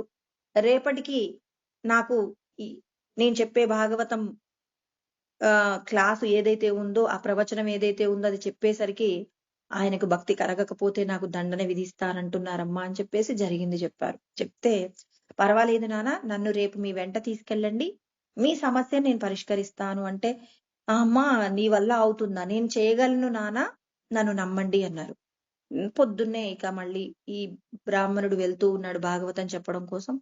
తన వెంట వచ్చినటువంటి 8 సంవత్సరాల కూతుర్ని వెంట పెట్టుకొని వెళ్ళినప్పుడు, ఇప్పుడు రాజుగారన్నారు, నువ్వు భాగవతం చెప్తే నాలో భక్తి భావం కలుగుతుందో లేదో అన్న భయంతో నీ కూతుర్ని వెంట పెట్టుకొని వచ్చావా అంటే, లేదండి, మీరు అడిగిన ప్రశ్నకు నా కూతురు సమాధానం చెప్తుందంటుంది, అందుకే తీసుకొచ్చానండి అంటే, 8 సంవత్సరాల పాప తండ్రి చెప్పలేనటువంటి ప్రశ్నకు సమాధానం చెప్తుంది అంటే కాస్త ఆయన ఆ అమ్మాయిని కొంచెం ఎలా తీసుకున్నారంటే, ఎవరైనా చిన్న పాప తన ప్రశ్నకు సమాధానం చెప్తుంది అంటే కొంచెం వ్యంగ్యంగానే ప్రవర్తిస్తారు కాబట్టి, రాజుగారు కూడా వ్యంగ్యంగానే ప్రవర్తించారు. అలా ప్రవర్తించినప్పుడు ఇప్పుడు ఆ పాప అంటుందనమాట, రాజుగారు, నేను మీరు మా నాన్నగారిని అడిగిన ప్రశ్నకు నేను సమాధానం చెప్పాలంటే, కాసేపు నేనేం చెప్తే మీరు అది వినాల్సి ఉంటుందండి అన్నారు. అంటే, సరే, నా ప్రశ్నకు సమాధానం దొరుకుతుందంటే నువ్వేం చెప్పినా వినటానికి సిద్ధంగా ఉన్నాను అని చెప్పేసి అన్నారంట. అలా అన్నప్పుడు ఇక్కడ ఉన్నటువంటి వాళ్ళందరినీ కూడా మీరు కాసేపు బయటికి పంపించండి. ఒక్క ఇద్దరు సైనికులు మాత్రమే ఇక్కడ ఉండమని చెప్పండి అని చెప్పేసి అంటే, వాళ్ళ నాన్నగారు కూడా బయటికి వెళ్ళిపోయారు. ఇప్పుడు రాజుగారు, ఆ అమ్మాయి, ఇద్దరు సైనికులు మాత్రమే ఉన్నారు. మనిద్దరిని కూడా అక్కడ ఉన్నటువంటి 2 స్తంభాలకు కట్టివేయమని చెప్పండి అంటే, ఏమంటున్నావు నువ్వు అంటే, నేనేం చెప్పినా మీరు వినాలి. నేను చెప్పిన సమాధానం మీకు సంతృప్తినిస్తుంది అంటే, సరే సమాధానం దొరుకుతుంది కదా అని చెప్పేసి, మరి అక్కడ ఉన్నటువంటి రక్షక భటులను మమ్మల్నిద్దరిని కూడా 2 స్తంభాలకు కట్టివేయండి అనగానే, కట్టివేసిన తర్వాత మీరు ఒక గంట వరకు కూడా ఇక్కడికి రావద్దు అని ఆజ్ఞాపించండి. తలుపులు వేసి వెళ్ళమనండి అని చెప్పేస్తే, రాజుగారు చెప్పారు. ఆ రక్షక భటులు ఇద్దరు కూడా వెళ్ళిపోయారు. ఆ 2 డోర్లు కూడా వేసున్నాయన్నమాట. వేసున్న తర్వాత ఈ పాప గట్టిగా అరుస్తుంది. నన్నెవరైనా రక్షించండి, నా తాళ్ళు విప్పండి, నా తాళ్ళు విప్పండి అని చెప్పేసి ఈ పాప ఏడుస్తుంటే రాజుగారన్నారు, ఏమ్మాయి, నువ్వే కదా తాళ్ళు పెట్టి కట్టేయమన్నావు, ఇప్పుడేంటి విడిపించమని అడుగుతూ ఉన్నావు? మరి నువ్వే కదా కట్టివేయమన్నావు, ఇప్పుడు విడిపించమంటే ఎవరొస్తారు? గంట వరకు కూడా ఎవరూ రావద్దని చెప్పేసి నేను శాసనం కూడా చేసి ఉన్నాను. మరి ఎవరొచ్చి విప్పుతారంటే, అప్పుడు ఆ పాప నోరు విప్పిందట. రాజా, పరీక్షిత్ మహారాజు భాగవతం వినటానికి కావలసిన అర్హత ఏంటి అంటే, అతడు పుట్టినప్పటి నుంచి కూడా ఎన్నో రకాలైనటువంటి దైవ సంబంధమైన కార్యాలు నిర్వర్తించారు. బ్రాహ్మణోత్తములను ఆదరించారు. భగవంతుడంటే అపారమైనటువంటి భక్తి ప్రపత్తులు కలిగినటువంటి వ్యక్తి. తనకు మరణము తన మీద ప్రవేశించినటువంటి కలిమాయ చేత తాను ఒక చనిపోయినటువంటి సర్పాన్ని ఒక ముని మీద వేసి ఉన్నందుకు ముని కుమారుడు పెట్టిన శాపానికి అతను మరణించటం అనేది తథ్యమైంది కాబట్టి, ఇప్పుడు తను మరణించేలోపు తాను దివ్యమైనటువంటి భగవత్ స్వరూపాన్ని తెలుసుకోవాలనేటటువంటి తాపత్రయం తన హృదయమునందు కలిగింది కాబట్టి, శుక మహర్షి గురించి చెప్పుకుంటే ఒక ఆవుకి అంటే ఆవు పాలు తీయడానికి ఎంత సమయం పడుతుందండి? సుమారు ఒక 5 నిమిషాలు, 10 నిమిషాలు పడుతుందేమో. మరి ఆ సమయాన్ని కూడా ఒక చోట ఉండడానికి ఇష్టపడడు శుక మహర్షి. శుక మహర్షి ఎందుకు అక్కడ ఉండడు అంటే, ఒక 5 నిమిషాలు అక్కడ నిలబడితే ఎవరో ఒకరొచ్చి తనని పలకరిస్తే, తాను భగవంతుడి యొక్క స్మరణ కాకుండా వేరొకరి యొక్క స్మరణ చెయ్యవలసి ఉంటుందేమో అని చెప్పేసి, ఎక్కడా కూడా ఒక చోట నిలబడటానికి ఇష్టపడడు. ఎప్పుడూ బ్రహ్మమునందు రమిస్తూ వెళ్ళిపోతూ ఉంటాడు. అటువంటి శుక మహర్షి పరీక్షిత్ మహారాజు యొక్క పరితాపం ఏదైతే ఉందో, భగవంతుణ్ణి తెలుసుకోవడానికి తనకు ఉన్నటువంటి తాపత్రయాన్ని పోగొట్టడం కోసం భగవంతుడి యొక్క లయాన్ని అతను కోరుకుంటున్నాడు కాబట్టి, భగవంతుడి యొక్క తన్మయత్వాన్ని అందించడం కోసం అని చెప్పి శుక మహర్షి తనంతట తానుగా వెళ్ళాడండి. శుక మహర్షిని పరీక్షిత్ మహారాజు ఏం పిలవలేదు. ఆయనే వెళ్ళి కూర్చొని ఆయన యొక్క అంటే భగవంతుణ్ణి పొందాలనేటటువంటి ఆర్తి ఎవరికైతే ఉంటుందో వాళ్ళ దగ్గరికి భగవంతుడు సద్గురు స్వరూపంగా మన దగ్గరికి పంపిస్తాడండి. ఆ పరమాత్మ సద్గురువుని పంపిస్తారు. అదే విధంగా పరీక్షిత్ మహారాజు దగ్గరికి కూడా మరి శుక మహర్షి వచ్చారు. శుక మహర్షి వచ్చిన తర్వాత మరి శుక మహర్షి అంటే బ్రహ్మమునందు రమిస్తూ ఉంటాడు. అంటే బ్రహ్మమును గురించి చెప్పగలిగినటువంటి బ్రహ్మత్వము శుక మహర్షికి ఉంది. బ్రహ్మమును తెలుసుకొని బ్రహ్మమునందు లయం కావడానికి కావలసినటువంటి భక్తి కూడా పరీక్షిత్ మహారాజుకు ఉంది కాబట్టి ఇద్దరి మధ్య కూడా అంటే చెప్పగలిగినటువంటి అర్హత శుక మహర్షికి ఉంది. వినదగినటువంటి అర్హత ఇక్కడ పరీక్షిత్ మహారాజుకు కూడా ఉంది కాబట్టి శుక మహర్షి భాగవతాన్ని చెప్తూ ఉంటే ఇక పరీక్షిత్ మహారాజు ఎంతటి తన్మయత్వాన్ని పొందాడంటే ఇక్కడ శుక మహర్షి చెప్తున్నంతసేపు కూడా పారవశ్యాన్ని పొందుతున్నారు. ఇదెలా జరిగింది, అదెలా జరిగింది, ఇట్లెందుకు జరిగింది అని చెప్పేసి మరి భాగవతంలో చెప్పేటటువంటి ప్రతి అంశాన్ని వింటూ భగవంతుణ్ణి మనసారా ఆస్వాదిస్తూ ఉన్నాడు. అతని యొక్క భక్తికి మరి పరమాత్మ తన వశం కావటం జరిగింది. కానీ ఇక్కడ మీ యొక్క పరిస్థితి ఏంటి? మీరు ఎక్కడో ఒక ప్రవచనం విన్నారు, భాగవతం వినగానే పరీక్షిత్ మహారాజు ముక్తిని పొందాడు. ముక్తిని పొందడానికి కావలసిన అభ్యాసం మీరు చేసి ఉన్నారా? భగవంతుడు ఎక్కడెక్కడ ఉన్నారు అనేటటువంటి జ్ఞానాన్ని మీరు పొంది ఉన్నారా? అలా పొంది ఉండకుండా ఇవాళ మీరు భాగవతం వినగానే ముక్తిని పొందవచ్చు అని చెప్పేసి మరి భాగవతం వినటానికి కావలసిన అర్హతను కూడా మీరు పొంది లేరు. మీరు కేవలం రాజు అనేటటువంటి ఆ రాజ్య అధికార రాజు అంటే ఈ రాజ్యానికి నేను అధికారిని అని చెప్పేసి మీరు భాగవతం చెప్పించుకొని మీరు డబ్బిస్తే ముక్తి దొరకటం అనేది జరగదు. పరమాత్మను మీరు మనసారా భక్తిపూర్వకంగా మీరు ప్రార్థిస్తేనే ఆ పరమాత్మ యొక్క అనుగ్రహం దొరుకుతుంది. అంటే మొదట మీకు అర్హత లేదు. భాగవతం వినగానే ముక్తిని పొందడానికి కావలసిన భక్తి తత్పరత మీకు లేదు. ఇక మా నాన్నగారి గురించి మాట్లాడితే మా నాన్నగారు భాగవతాన్ని చెప్పడమే తప్ప దానిని ఎప్పుడూ అనుభూతి పొంది లేడు. భగవంతుడి పట్ల భక్తి కలిగి ఏనాడూ లేడు. తనకు పెద్దల ద్వారా తాను తెలుసుకున్నటువంటి జ్ఞానాన్ని అందించడం, కుటుంబాన్ని పోషించుకోవడమే తనకు తెలుసు. కానీ భగవంతుడితో తనకు కావలసినటువంటి గొప్ప అనినాభావ సంబంధం ఏమీ లేదు. అంటే చెప్పడానికి మా నాన్నకు అర్హత లేదు, వినడానికి కావలసినటువంటి భక్తి తత్పరత కూడా లేదు. కాబట్టి ఇప్పుడు మా నాన్నగారు భాగవతం చెప్తే మీకు రేపొద్దుడికి మరి భక్తి కలగాలి అంటే అది ఎలా కలుగుతుంది? అది జన్మ జన్మల నుంచి కూడా భగవంతుణ్ణి ఆరాధిస్తూ భగవంతుడు చెప్పినట్టుగా ధర్మాచరణతో కూడినటువంటి జీవన విధానాన్ని గడుపుతూ భగవంతుడి పట్ల అత్యంత పరమ భక్తి కలిగి ఉన్నప్పుడు మాత్రమే మీకు కూడా ఆ స్థితి కలుగుతుంది తప్ప ఇలా కేవలం 30 రోజులలో విన్నంత మాత్రాన మీకు భగవంతుడు దొరకడండి అని చెప్పేసి ఆ అమ్మాయి చెప్పినటువంటి సమాధానానికి అంటే ఇక్కడ అమ్మాయి ఎందుకు మరి కట్టెందుకు కట్టించింది అంటే ఇప్పుడు నన్ను నేను విడిపించుకోలేను, మిమ్మల్ని మీరు విడిపించుకోలేరు.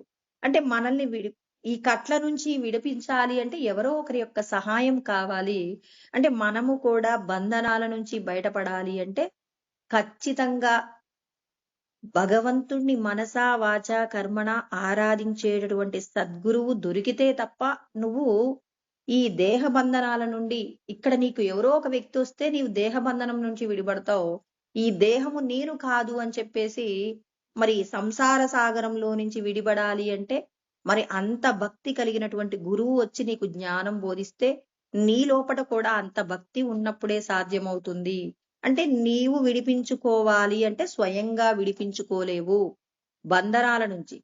మరి స్తంభానికి కట్టినటువంటి చేతులు విడిపించబడాలి అంటే వేరొక వ్యక్తి వచ్చినట్టుగా, మరి సంసార సాగరంలో నుంచి నువ్వు బయటపడాలి అంటే కూడా సద్గురువు యొక్క మరి అనుగ్రహం ఉండాలి. సద్గురువు చేసినటువంటి జ్ఞానబోధ ద్వారా మాత్రమే నువ్వు భగవంతుణ్ణి తెలుసుకుంటావు అని చెప్పేసి చెప్పారు. ఇదే విషయాన్ని శంకరాచార్యుల వారు బోధో అన్య సాధనేభ్యో హి సాక్షాన్ మోక్షైక సాధనం పాకస్య వహ్నివ జ్ఞానం వినా మోక్షో న సిద్ధ్యతి అని చెప్పేసి ఆత్మబోధ యందు 2వ శ్లోకంలో చెప్తారనమాట. ఏమంటారు? సద్గురువు బోధించేటటువంటి జ్ఞాన ప్రబోధం వలనే నువ్వు ముక్తిని పొందుతావు. వంట చెయ్యడానికి అన్ని రకాలైనటువంటి వస్తువులను తెచ్చి పెట్టుకున్నప్పటికీ కూడా అగ్ని లేకపోతే మరి వంట చేయడం ఎలా కుదరదో, నీ దగ్గర ఎన్ని రకాలైనటువంటి గ్రంథములున్నా, నీ యందు ఎంత పరమభక్తి ఉన్నా, సద్గురువు చెప్పేటటువంటి జ్ఞాన ప్రబోధము నీకు అందకపోతే నువ్వు ముక్తిని పొందలేవు. కాబట్టి సద్గురువుని ఆశ్రయించి తద్విద్ది ప్రణిపాతేన పరిప్రశ్నేన సేవయా ఉపదేక్షంతి తే జ్ఞానం జ్ఞానినస్తత్వదర్శినః అన్నారు. నువ్వు సద్గురువు దగ్గరికి వెళ్ళి ప్రణిపాతం చెయ్యాలి. నాకున్నటువంటి దేహ సంబంధమైనటువంటి ఏవైతే సౌఖ్యాలున్నాయో ఇవన్నీ కూడా నన్ను దేహబంధంలో నుంచి విడిపడటానికి కావలసిన శక్తిని ఇవ్వటం లేదు. వీటన్నింటినీ కూడా మీ పాదాల ముందు నేను మోకరిల్లుతున్నాను అంటే వీటన్నింటినీ కూడా మీ పాదాక్రాంతం చేస్తున్నానని ముందు మన యొక్క అహంకారాన్ని పరమాత్మ ముందు, పరమాత్మ సద్గురు స్వరూపంగా ఉంటారు. సద్గురువుకి నువ్వు నమస్కారం చేయడం, నీ నమస్కారంలో ఎంత పెద్ద అర్థం ఉందంటే దేహ సంబంధమైన విషయాల వల్ల నేను ముక్తిని పొందలేకపోతున్నాననే వాస్తవ సత్యం తెలిసి నువ్వు నమస్కారం చేయాలి. నేను దేనిని పొందితే ముక్తిని పొందగలనో అటువంటి జ్ఞానాన్ని నాకు ప్రసాదించండి అని ఆయనకు నువ్వు నమస్కారం చేసి సేవయా అంటే ఆయనకు నువ్వు సేవ చేయవలసి ఉంటుంది. సద్గురువుకి సేవ చేసినప్పుడు సద్గురువు ఏం చేస్తారు అనంటే తాను దర్శనము చేసినటువంటి జ్ఞానముని నీకు అందిస్తారు. అంటే తాను అనుభూతి పూర్వకంగా పొందినటువంటి మరి భగవంతుడి యొక్క జ్ఞానాన్ని మనకు అందిస్తారు. అంటే సద్గురువుని మనం ప్రశ్న వేసేటప్పుడు ఎంత జాగ్రత్తగా ఉండాలి అంటే సద్గురువు మనకి ఎక్కడైనా కనిపించారనుకోండి, కనపడగానే మన మనసులో ఉన్న సందేహాన్ని అడగకూడదండి. అందుకే ఆయన చెప్తాడు పరిప్రశ్నేనా, నువ్వు ఆయన్ని ప్రశ్న వేయాలంటే ఆయన సమాధానం చెప్పడానికి సిద్ధంగా ఉన్నప్పుడు మాత్రమే నువ్వు ప్రశ్న వేయవలసి ఉంటుంది. కానీ గురువుగారు కనపడగానే ఎప్పుడంటే అప్పుడు నువ్వు నీకు కలిగిన సందేహాన్ని అడగకూడదు.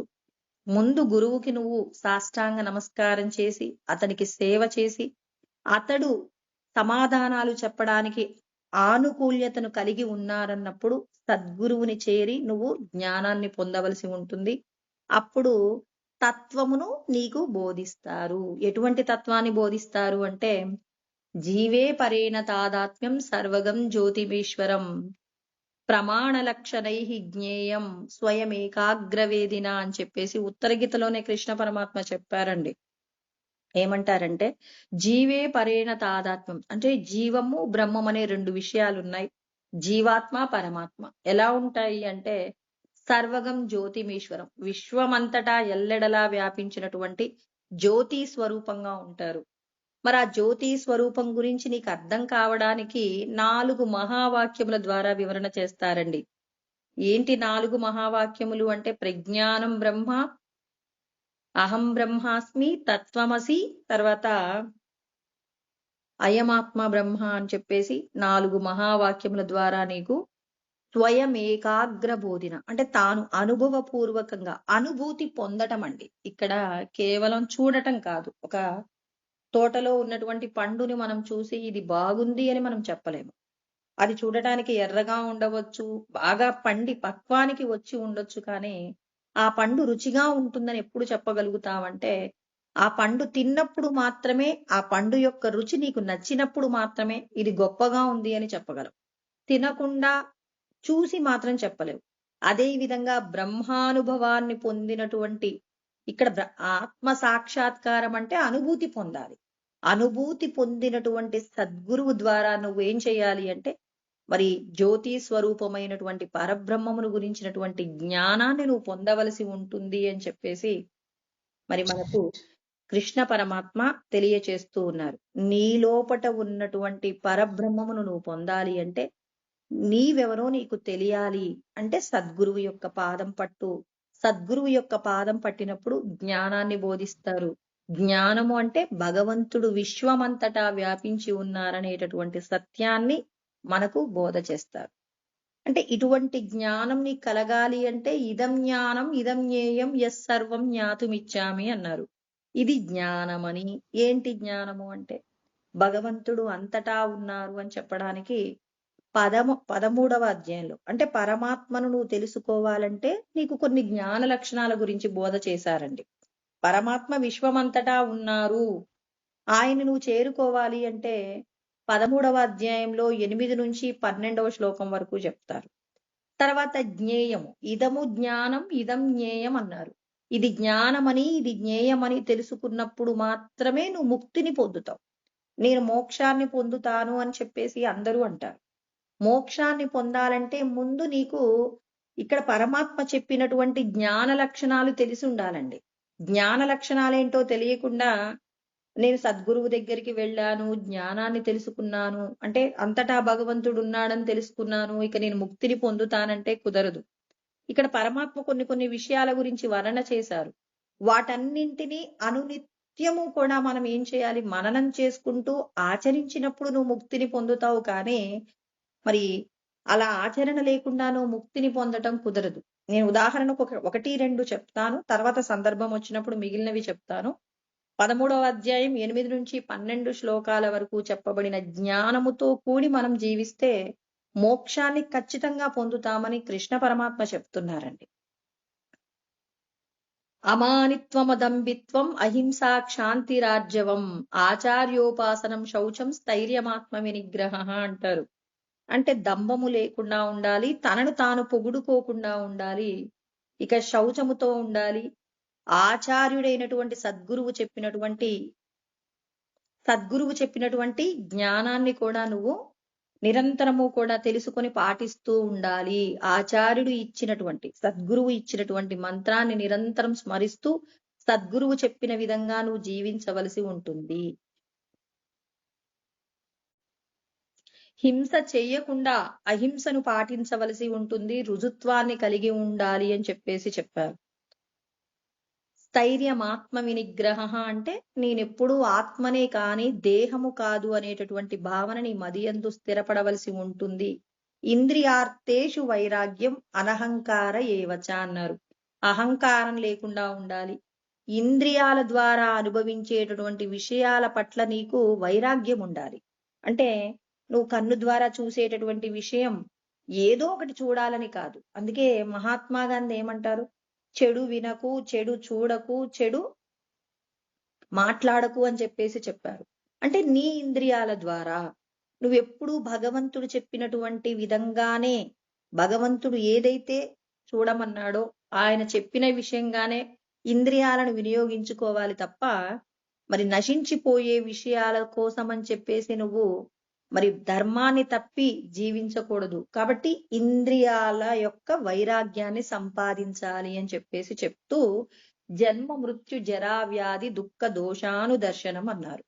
అంటే నువ్వెప్పుడు గుర్తుపెట్టుకో, జన్మ జర వ్యాధి, మరి నీకు వృద్ధాప్యం వస్తుంది, ముసలితనం వస్తుంది, తర్వాత నీ పుట్టుకలో నువ్వు ఎంత కష్టపడ్డావు, తర్వాత నువ్వు మరణము యందు ఎంత కష్టపడతావు అనేటటువంటి విషయాల పట్ల నువ్వు ప్రతి క్షణము కూడా నీ యొక్క మది యందు ఈ ఆలోచన ఉండాలి. ఇప్పుడు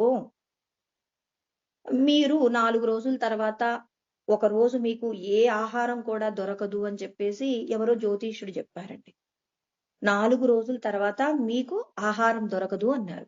ఈ రోజు నుంచే మనం బాధపడతామా లేదా, అయ్యో నేను 4 రోజుల తర్వాత ఒక రోజు మొత్తం కటిక ఉపవాసం ఉండాలంట అని మీరు 4 రోజులకు ముందు నుంచి ఏ క్షణంలో అయితే జ్యోతిష్యుడు ఆ మాట చెప్పారో చెప్పినప్పటి నుంచి అనుక్షణం మీ మనసులో ఆ మాట ఉంటుందా లేదా? ఎందుకు ఉంటుంది?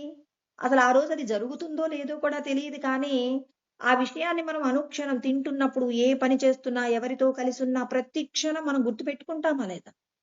అంటే మనం 4 రోజుల తర్వాత అనుభవించేటటువంటి ఒక ఏమంటారు? ఒక కష్టాన్ని తట్టుకోవడానికే మనం భయపడుతున్నామే. మరి ఈ శరీరాన్ని విడిచిపెట్టిన తర్వాత మనం ఎటువంటి సౌఖ్యాలను పొందుతాము అనేటటువంటి విషయం పట్ల ఎందుకు ఆలోచించట్లేదు మనం? ఎంతసేపు ఇక్కడ నీకిదుండదు, అదుండదు అంటే భయపడుతున్నావు. నీకేదైనా కష్టం వస్తుందంటే భయపడుతున్నావు.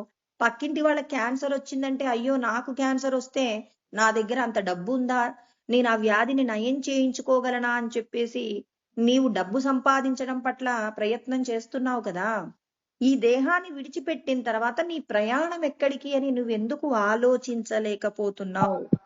నీ ఆలోచన పరిధిని నువ్వేం చేయాలి? ఎప్పటికప్పుడు భగవంతుడు చెప్పిన జ్ఞానముతో కూడి ప్రవర్తించేలాగా నువ్వు ప్రయత్నం చెయ్యవలసి ఉంటుందండి. అందుకే కృష్ణ పరమాత్మ చెప్పారు. దీనికోసం అని చెప్పేసి వివేకానందుడి గురించి ఒక మాట చెప్పాలి. వివేకానందుడు ఆహ్, అమెరికాలో ప్రసంగములు చెప్తూ ఉన్నటువంటి సందర్భంలో ఒక ధనవంతుడట. ఒక నిమిషానికి సుమారు ఒక 5,00,000 సంపాదిస్తాడట. అలాంటి వ్యక్తికి వివేకానందుడిని కలవాలి అనేటటువంటి కోరిక కలిగిందండి. చూడండి, డబ్బు వ్యామోహంలో పడి తిరుగుతున్న వ్యక్తికి మరి వివేకానందుడిని కలవాలి అని కోరిక కలిగింది కానీ, మరి వివేకానందుడి దగ్గరికి వెళ్ళాక ఒక 4 మాటలు మాట్లాడతాడు. ఏమంటాడంటే, 5 నిమిషాల సమయాన్ని తీసుకుంటాడండి. వివేకానందుడి దగ్గర అపాయింట్‌మెంట్ తీసుకుంటాడు. కరెక్ట్ టైంకొస్తాడనమాట. ఆ వ్యక్తి డబ్బున్నటువంటి వ్యాపారి వచ్చి, వివేకానందుడు ఏం మాట్లాడకపో ముందే మీరు నాకు శాస్త్రములు చదవాలని చెప్పొద్దు. లేకపోతే మీరు ఈ మంత్రాన్ని ఎక్కువ రోజులు స్మరణ చెయ్యాలని చెప్పొద్దు. కానీ నాకు భగవంతుణ్ణి తెలుసుకోవడానికి కావలసిన జ్ఞానం మాత్రం అందించాల్సి ఉంటుంది. నా యొక్క సమయము చాలా విలువైనది. నేను ప్రతి నిమిషానికి కూడా ఓ 4,00,000 సంపాదిస్తాను. 4-5 లక్షలు. సుమారు నేను మీకు 20,00,000 రూపాయల సమయం ఇచ్చాను. మీరు నాకు జ్ఞానం బోధించండి అన్నారు. వివేకానందుడన్నారు, మీరు నాకు 5 నిమిషాల సమయం ఇచ్చారా? మీ 5 నిమిషాల సమయంలో నాకొక్క నిమిషం సరిపోతుంది. అంతకంటే వీలైతే తక్కువ సమయం కూడా సరిపోతుంది. మీ ఇంత ఖరీదైన సమయాన్ని మీరే వాడుకోండి. నేను చెప్పేది మాత్రం ఒకటి గుర్తుపెట్టుకోండి. మీరు మరణించబోతున్నారు అని చెప్పారు. ఇంకేం చెప్పలేదండి. ఇంక మీరు వెళ్ళిపోవచ్చన్నారు. ఇన్ని లక్షల రూపాయల సంపద ఉన్నటువంటి వ్యక్తిలో ఆలోచన కలిగిందండి. నేను చనిపోతున్నానా? అంటే చనిపోతున్నానంటే నేను ఒక 5 నిమిషాలు వేరొకరికి ఇవ్వడానికే ఇన్ని లక్షల రూపాయల నష్టం వస్తుందని ఆలోచించే వ్యక్తికి, ఇక నేను చనిపోతే ఈ సంపదంతా ఎవరికి అని చెప్పేసి ఆలోచన కలిగింది. ఇతడు ఇంతకు ముందు ఎవరు చనిపోతే చూడలేదా? ఎన్నో మరణాలకు వెళ్ళాడు. ఎన్నో ఎన్నో రకాల ఎంతో మందితో ఎన్నో రకాల చర్చలు కూడా చేశాడు. నేను చనిపోతాననే చర్చ కూడా చేసి ఉన్నాడు. కానీ వివేకానందుడు ఆ మాట చెప్పగానే ఈ వ్యక్తిలో పరివర్తన కలిగిందండి. ఇక నేను మరణిస్తాను అనేటటువంటి మాట ఎప్పుడైతే విన్నాడో తన యొక్క మనసులో డబ్బు సంపాదనకు సంబంధించినటువంటి ప్రతి ఆలోచన కూడా పక్కకు నెట్టేశాడు. పక్కకు నెట్టేసి వివేకానందుడి యొక్క పాదాలు పట్టుకున్నారట. స్వామి నన్నేం చేయమంటారు? నీ మరణం సంభవించే లోపు నువ్వు నీకున్న సంపదనంతా కూడా ఈశ్వర కార్యం నిమిత్తంగా ఖర్చు పెట్టు. అంతటా బ్రహ్మమే ఉంది అనేటటువంటి సత్యాన్ని నువ్వు గుర్తుపెట్టుకొని అనుక్షణం నీ మరణాన్ని గుర్తుపెట్టుకుంటూ భగవంతుడి పట్ల భక్తిని పెంచుకోమన్నారట. ఈ మాట అంటే ఎక్కడి నుంచి తీసుకొని చెప్పారండి వివేకానందుడు? జన్మ మృత్యు జరా వ్యాధి దుఃఖ దోషాను దర్శనం. నీ జన్మయందు నువ్వెంత కష్టపడ్డావు, నీ మృత్యువునందు నువ్వెంత క్లేశాన్ని పొందుతావు, నువ్వు మరణించిన తర్వాత ఎక్కడికి వెళ్తావు? సరే, మరణించిన తర్వాత ఎక్కడికి వెళ్తావో వదిలే. మృత్యువునందు నువ్వు ఎంత క్లేశాన్ని అనుభవిస్తావు? మన పెద్దవాళ్ళు చెప్తారండి, 1000 తేళ్లు కరిస్తే ఎంత నొప్పిగా ఉంటుందో మనం మరణించేటప్పుడు అంత బాధ ఉంటుందట. అంటే భగవంతుడు మనం మరణించేటప్పుడు ఒక 1000 తేళ్లు తీసుకొచ్చి మనల్ని కరిపిస్తాడా? లేదు. మనం ఏ ఏ విషయాల పట్ల అయితే ఆసక్తి పెంచుకున్నామో, నాకు నా కూతురంటే ఇష్టం, నా ఇల్లంటే ఇష్టం, నాకున్న బంగారం అంటే ఇష్టం, నాకు ఈ ఊరంటే ఇష్టం, నేను చేసిన ఉద్యోగం అంటే ఇష్టం, ఇలా ఎన్నెన్నో విషయాల మీద ఇష్టాన్ని పెంచుకున్నాం. పలానా వాళ్ళు నన్ను కష్టపెట్టారు, పలానా వాళ్ళు నాకు శత్రువులు అని ఎంతో మంది మీద వైరి భావాన్ని పెంచుకున్నావు. వీటన్నింటినీ విడిచిపెట్టి వెళ్ళిపోతున్నావంటే నీ అంతట నువ్వు ఈ దేహ బంధాల నుంచి విడిపడటానికి ఇష్టపడవు. నీ యొక్క ఆ ఏదైతే రాగం ఉందో ఆ రాగమే నిన్నేం చేస్తుంది? నిన్ను ఊపిరి పీల్చుకోలేనంత గొప్ప వేదన కలిగిస్తుందండి. ఆ వేదన నుంచి నిన్ను కాపాడగలిగినటువంటి మంత్రం ఏంటి అంటే జన్మ మృత్యు జరా వ్యాధి. అంటే ఇక్కడ నీకు జన్మమునందు ఎంత కష్టపడుతున్నావు, తర్వాత వృద్ధాప్యమునందు ఎంత కష్టపడతావు, వ్యాధులు వచ్చినప్పుడు ఎంత కష్టపడతావు, మరణమునందు నువ్వు ఎంత బాధపడతావు. ఇంత బాధను పడుతూనే ఈ శరీరాన్ని విడిచిపెట్టి ఇంకో శరీరాన్ని పొందుతావా? ఆ శరీరంతో కూడా మళ్ళీ ఇవన్నీ ఉంటాయి. అంటే జనన మరణాలు ఉన్నాయి అంటే ఈ జన్మలో నువ్వు అనుభవించేటటువంటి విషయాలు ఇంకో జన్మలో కూడా నువ్వు అనుభవించవలసి ఉంది. ఇవన్నీ కూడా ఎప్పటికప్పుడు వస్తూనే ఉంటాయి. ఇక ఈ జన్మలోనే నేను వీటన్నింటినీ ఇక అనుభవించి ఇక మళ్ళీ జన్మ ఎత్తటానికి వీలు లేని స్థితిని నేను ఏర్పాటు చేసుకుంటానని మనం భావన చేస్తే ఇప్పుడు మనం భయపడతాం. అంటే అనుక్షణం గుర్తుపెట్టుకోమంటున్నాడు. ఆయన ఏదో కాసేపు పొద్దునే లేవగానే అయ్యో నేను చనిపోతానా ఏంటి అని చెప్పేసి కాసేపు, నేను మళ్ళీ పుట్టకూడదని కాసేపు, ఇలా కాదు. ప్రతి క్షణం మనం ఎవరికైనా వ్యాధి కలిగిన వాళ్ళని మనం వెళ్ళి పరామర్శించాలి అని చెప్పేసి మన పెద్దవాళ్ళు మనకు నేర్పించారు.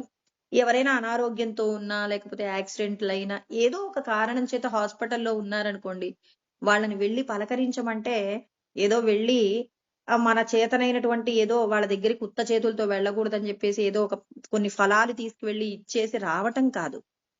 వాళ్ళు మునుపటి పరిస్థితి అంటే వాళ్ళు ఇంతకు ముందు మనతో మాట్లాడినప్పుడు ఆరోగ్యంతో ఉన్నప్పుడు ఎలా ఉన్నారు, ఇప్పుడు అనారోగ్యంతో ఉన్నప్పుడు వాళ్ళ పరిస్థితి ఏంటి, వాళ్ళ యొక్క ఆ స్థితి ఎలా ఉంది, వాళ్ళ యొక్క క్లేశం ఎలా ఉందని వాళ్ళతో కాసేపు మనం పరామర్శ చేసినప్పుడు వాళ్ళు అనుభవిస్తున్న వేదన గురించి నీకు తెలియజేస్తారు. ఆ వేదనను నువ్వు ఎప్పుడైతే తెలుసుకుంటావో ఆ వేదన నీకు కూడా కలగకూడదు అనేటటువంటి ఆలోచన కలుగుతుంది. ఆ వేదన కలగకూడదు అన్నప్పుడు నేను సత్కార్యం చెయ్యాలి అని చెప్పేసి సద్గురువు చెప్పినటువంటి జ్ఞానము నీకు గుర్తొస్తుంది. అందుకే ఎవరైనా మరణించినా లేకపోతే ఎవరైనా అనారోగ్యంతో ఉన్నా వెళ్ళి పలకరించండి, వివాహానికి వెళ్ళండి. వివాహానికి వెళ్ళడం అంటే వెళ్ళడం, అక్షింతలు వేయడం, భోజనం చేసి రావడం కానే కాదు. వివాహం జరుగుతుంది అంటే అక్కడ స్త్రీ పురుషుల మధ్య మరి వాళ్ళిద్దరి మధ్య కూడా ఏం చేస్తున్నాడు, ఇక్కడ బ్రాహ్మణోత్తముడు ఏం చేస్తున్నాడు, వీళ్ళిద్దరి మధ్య కూడా మీరిద్దరు ఇప్పటి వరకు వేరువేరుగా ఉన్నారు, మీ శరీరాలు వేరు కానీ మీరిద్దరు కూడా ఒక్కరిలాగా జీవించాలి. అంటే శరీరాలు వేరు కానీ ఆత్మ ఒక్కటే అనేటటువంటి భావన తెలియజేసే ప్రయత్నంగా బ్రాహ్మణుడు వేద మంత్రాలతో వివాహం జరిపిస్తారండి. మరి ఇక్కడ మనం అక్కడికి వెళ్ళి అక్షంతలు వేస్తున్నప్పుడు నీ లోపట ఉన్నటువంటి పరబ్రహ్మము చేతను ఐక్యం కావాలి అంటే ఇక్కడ నీకు సద్గురువు బోధించినటువంటి జ్ఞానము నీకు గుర్తుకు రావాలి. అంటే సద్గురువు నీకు ఎటువంటి జ్ఞానం అందిస్తున్నారు, నీ లోపట ఉన్న పరమాత్మను నువ్వు తెలుసుకోవడానికే నువ్వు పుట్టావు కానీ దేహ సంబంధమైనటువంటి సౌఖ్యాలతో నువ్వు నీకొచ్చినటువంటి గొప్పదైనటువంటి మానవ జన్మను వృధా చేసుకోకు అనే విషయాన్ని గుర్తు చేసే ప్రయత్నంగానే పరమాత్మ పెద్దల ద్వారా వివాహానికి వెళ్ళండి అంటే నిన్ను నువ్వు ఉద్ధరించుకునే ప్రయత్నం చెయ్యి అనటానికి గుర్తు. ఎవరైనా మరణిస్తే మనం వెళ్తున్నాం అనుకోండి, అక్కడికి వెళ్తున్నామంటే అతడు ఏమేమి సంపాదించాడు, ఎలా జీవించాడు కాదు. ఇక్కడ ఏంటి, అతడు వెళ్ళిపోతున్నాడంటే ఇప్పటి వరకు వీటన్నింటినీ తనవిగా అనుభవించాడు. ఇప్పటి నుంచి అతనికి ఆ వస్తువులకి అక్కడున్న వాళ్లకు సంబంధం లేదు. ఏ సంబంధ బాంధవ్యాలు లేకుండా ఒంటరిగా వెళ్ళిపోతున్నాడు. నేను కూడా ఒక రోజు వెళ్ళాల్సిన అవసరం ఉంది. వెళితే నేను ఎక్కడికి వెళ్ళాలి, నేను అక్కడికి వెళ్ళిన తర్వాత నా ప్రయాణం ఎలా ఉంటుంది, ఆ ప్రయాణానికి నేను ఇక్కడ ఏదైనా సమకూర్చుకోగలనా, దానికోసం నేను ఎటువంటి ప్రయత్నం చేయాలి, ఎటువంటి ప్రయత్నం చేస్తే నాకు భగవంతుడు ఉన్నతమైనటువంటి సద్గతులు ప్రసాదిస్తాడని ఇవాళ నువ్వు ఆలోచన చేయడం కోసమే నువ్వు మరణానికి సంబంధించినటువంటి వ్యక్తిని చూడడానికి వెళ్తున్నావే తప్ప ఇక మిగిలినటువంటి ఏ విషయం కోసం మనం వెళ్ళట్లేదండి. కాబట్టి ఇక్కడ వెళ్ళేది ప్రతి చోటకి ఎక్కడికి వెళ్ళినా ఇవాళ ఒక చావుకు వెళ్తే ఆ ఇంటి వాళ్లకు కనపడాలి, ఒక వివాహానికి వెళ్తే ఫోటోలో పడాలి, అక్షింతలు వేయాలి, ఫోటోలు వచ్చిన వాళ్ళు చూసుకుంటారు ఇంటి వాళ్ళు, పలానా వాళ్ళు వచ్చారు అక్షింతలు వేశారు అని చెప్పి. తర్వాత అనారోగ్యం ఉన్న వ్యక్తిని కలుస్తున్నామంటే ఏదో ఫార్మాలిటీ తప్ప నిన్ను నువ్వు ఉద్ధరించుకోవడానికి పరమాత్మ నీకు అణువణువున జ్ఞానాన్ని బోధించే ప్రయత్నంగానే ఇవన్నీ చెప్పారు. ఇక జన్మ మృత్యు జరా వ్యాధి, మరి వీటన్నింటిని వృద్ధాప్యంలో ఉన్న వాళ్ళని చూడాలి, పెద్దవాళ్ళని చూడాలి అని చెప్పేసి మనం మన మనందరికీ కూడా భగవంతుడు ఏం చేస్తాడు, పెద్దవాళ్ళని చూసుకోవడం బాధ్యతగా మనందరికీ అప్పచెప్తాడు. ఎందుకు అప్పచెప్తాడు? మనల్ని కష్టపెట్టడం భగవంతుడికి ఇష్టమా అంటే కాదు. నీకు కూడా వృద్ధాప్యం వస్తుంది.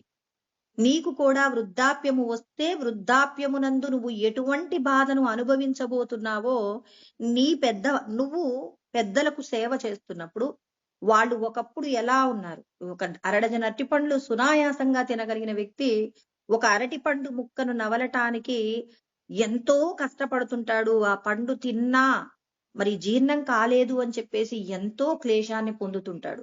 నువ్వు భగవంతుడి నీతో సేవ చేయించడానికి కానే కాదు, వృద్ధాప్యమునందు ఆ వ్యక్తి అనుభవిస్తున్నటువంటి వేదన నీకు అర్థం కావడం కోసమే నీ ఇంట్లో ఒక అనారోగ్యంతో ఉన్న వ్యక్తి, ఒక వృద్ధాప్యంలో ఉన్న వ్యక్తి నీ ఇంట్లో ఉండి మరి ఆ వ్యక్తి యొక్క పరిస్థితిని నువ్వు అర్థం చేసుకొని, నువ్వు యవ్వనంలో ఉన్నావు, యవ్వనంలో ఉంటే ఎటువంటి సేవ చేసుకోవాలి, ఎటువంటి ధర్మాచరణ చెయ్యాలి, నువ్వు ఏ విధమైన ప్రయత్నం చేస్తే అటువంటి వృద్ధాప్యాన్ని నేను అనుభవించకుండా చేసుకోగలను, ఈ జన్మకే కాదు ఇక ఏ జన్మకి నేను ఇటువంటి పరిస్థితిని పొందకుండా ఉండాలని నీకు జ్ఞానాన్ని ప్రసాదించే నిమిత్తంగానే నీకు అటువంటి పరిస్థితులు దొరుకుతున్నాయి తప్ప నిన్ను ఇబ్బంది పెట్టాలని, నువ్వు అనుభవించే సుఖాన్ని అనుభవించకుండా చెయ్యాలనే ఉద్దేశం పరమాత్మకి ఏనాడూ లేదు. నిన్ను నువ్వు తెలుసుకునే ప్రయత్నంగానే పరమాత్మ అడుగులు వేయిస్తున్నారు. అందుకే జ్ఞాన లక్షణాల గురించి నీకు తెలియకుండా శాస్త్రంలో నాకు ఇన్ని విషయాలు తెలుసు అనటం వల్ల ప్రయోజనం లేదు. నిన్ను నువ్వు ఉద్ధరించుకోవడానికి కావలసిన జ్ఞానమేదో శ్రీకృష్ణ పరమాత్మ చెప్పారు. చెప్పినటువంటి జ్ఞానముతో కూడిన విధంగానే నువ్వు జీవించవలసి ఉంటుంది. అసక్తిరన విశ్వంగ పుత్రధార గృహాదిషు అంటున్నారు. భార్య, బిడ్డలు, సంపదలు, నీకున్న ఆస్తులు ఏవైతే ఉన్నాయో ఇవన్నీ కూడా రుణానుబంధంగానే వచ్చాయి తప్ప రుణం లేకుండా నీ ఇంట్లో ఒక పశువు ఉండదు, నీ ఇంట్లో నీ భార్య, నీ పిల్లలు, నీ సంపదలు ఏవి కూడా ఉండవండి. రుణానుబంధ రూపేణ పశుపత్ని సుతాలయ రుణక్షయే క్షయం యాంతి తత్రకా పరిదేవన అన్నారు. అంటే రుణానుబంధం, నువ్వు పూర్వజన్మలో ఎవరెవరికైతే రుణపడి ఉన్నావో ఆ రుణపడి ఉన్నటువంటి వారు మాత్రమే నీకు భార్యగా ఉంటారు, నీకు పిల్లలుగా ఉంటారు, నీ తల్లిదండ్రులుగా ఉంటారు, నీ సంపదలుగా ఉంటాయి, నువ్వు ఉండే ఇల్లుగా ఉంటుంది. నీకేమేమి ఉన్నాయో రుణానుబంధం ఉన్నంత వరకు నీతో ఉంటాయి. ఎప్పుడైతే రుణానుబంధం వెళ్ళిపోయిందో, అంటే నువ్వు ఒక ఇంటితో ఉండవలసినటువంటి బంధం పోయిందనుకోండి, ఆ రుణం పోయిందనుకోండి, ఏదో ఒక కారణం చేత ఆ ఇంటిని మనం అమ్మేసుకుంటాం. ఎందుకు అమ్ముకుంటాము అంటే దానితో నీకు బంధం పోయింది. నువ్వు మళ్ళీ ఎక్కడైతే రుణపడి ఉన్నావో ఆ ప్రదేశానికి నువ్వు ఇష్టంతో వెళ్ళవచ్చు, ఇష్టం లేకుండా కూడా వెళ్ళవచ్చు. అంటే ఇదంతా కూడా నువ్వు పూర్వజన్మలలో నీ యొక్క రుణానుబంధం ప్రకారమే పరమాత్మ నడిపిస్తున్నారు తప్ప సొంతంగా ఏది కూడా జరగటం లేదండి. కాబట్టి ఇక్కడ భగవంతుడు చెప్తున్నారు, భార్య, బిడ్డలు, సంపదలు ఇవన్నీ పూర్వజన్మల్లో నువ్వు చేసినటువంటి ఆ రుణానుబంధాన్ని తీర్చుకోవడానికే నీకు ఇవన్నీ కల్పించబడ్డాయి, కానీ ఇవన్నీ శాశ్వతం కాదని గుర్తుపెట్టుకో. భార్య, బిడ్డల మీద ఆసక్తి లేకుండా బాధ్యతతో ప్రవర్తించు. ఆసక్తి లేదు అంటే వాళ్ళందరినీ ద్వేషించమని చెప్తున్నారా? అలా కాదండి.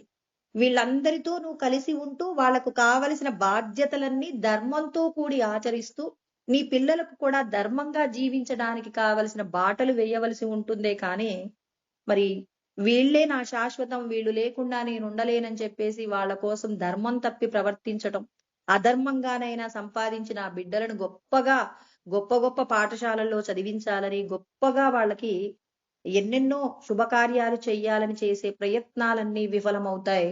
ఇవన్నీ శాశ్వతం కాదు, గుర్తుపెట్టుకోండి.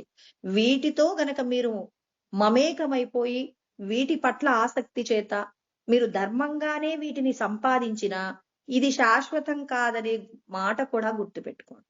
వీళ్ళని విడిచిపెట్టి నేనైనా వెళ్ళిపోవాలి, లేకపోతే నా కళ్ళ ముందు వీళ్ళైనా వెళ్ళిపోతారు. ఇదంతా రుణానుబంధం ప్రకారమే జరుగుతుందనే జ్ఞానం మీరు గుర్తుపెట్టుకోండి అని కృష్ణ పరమాత్మ చెప్తున్నారు. అందుకే అధ్యాత్మ జ్ఞాన నిత్యత్వం తత్వజ్ఞానార్థ దర్శనం అంటున్నారు. ప్రతిరోజు భగవంతుడి యొక్క జ్ఞానాన్ని తెలుసుకోండి. భగవంతుడి యొక్క జ్ఞానం అంటే నీ గురించిన జ్ఞానాన్ని నువ్వు తెలుసుకో.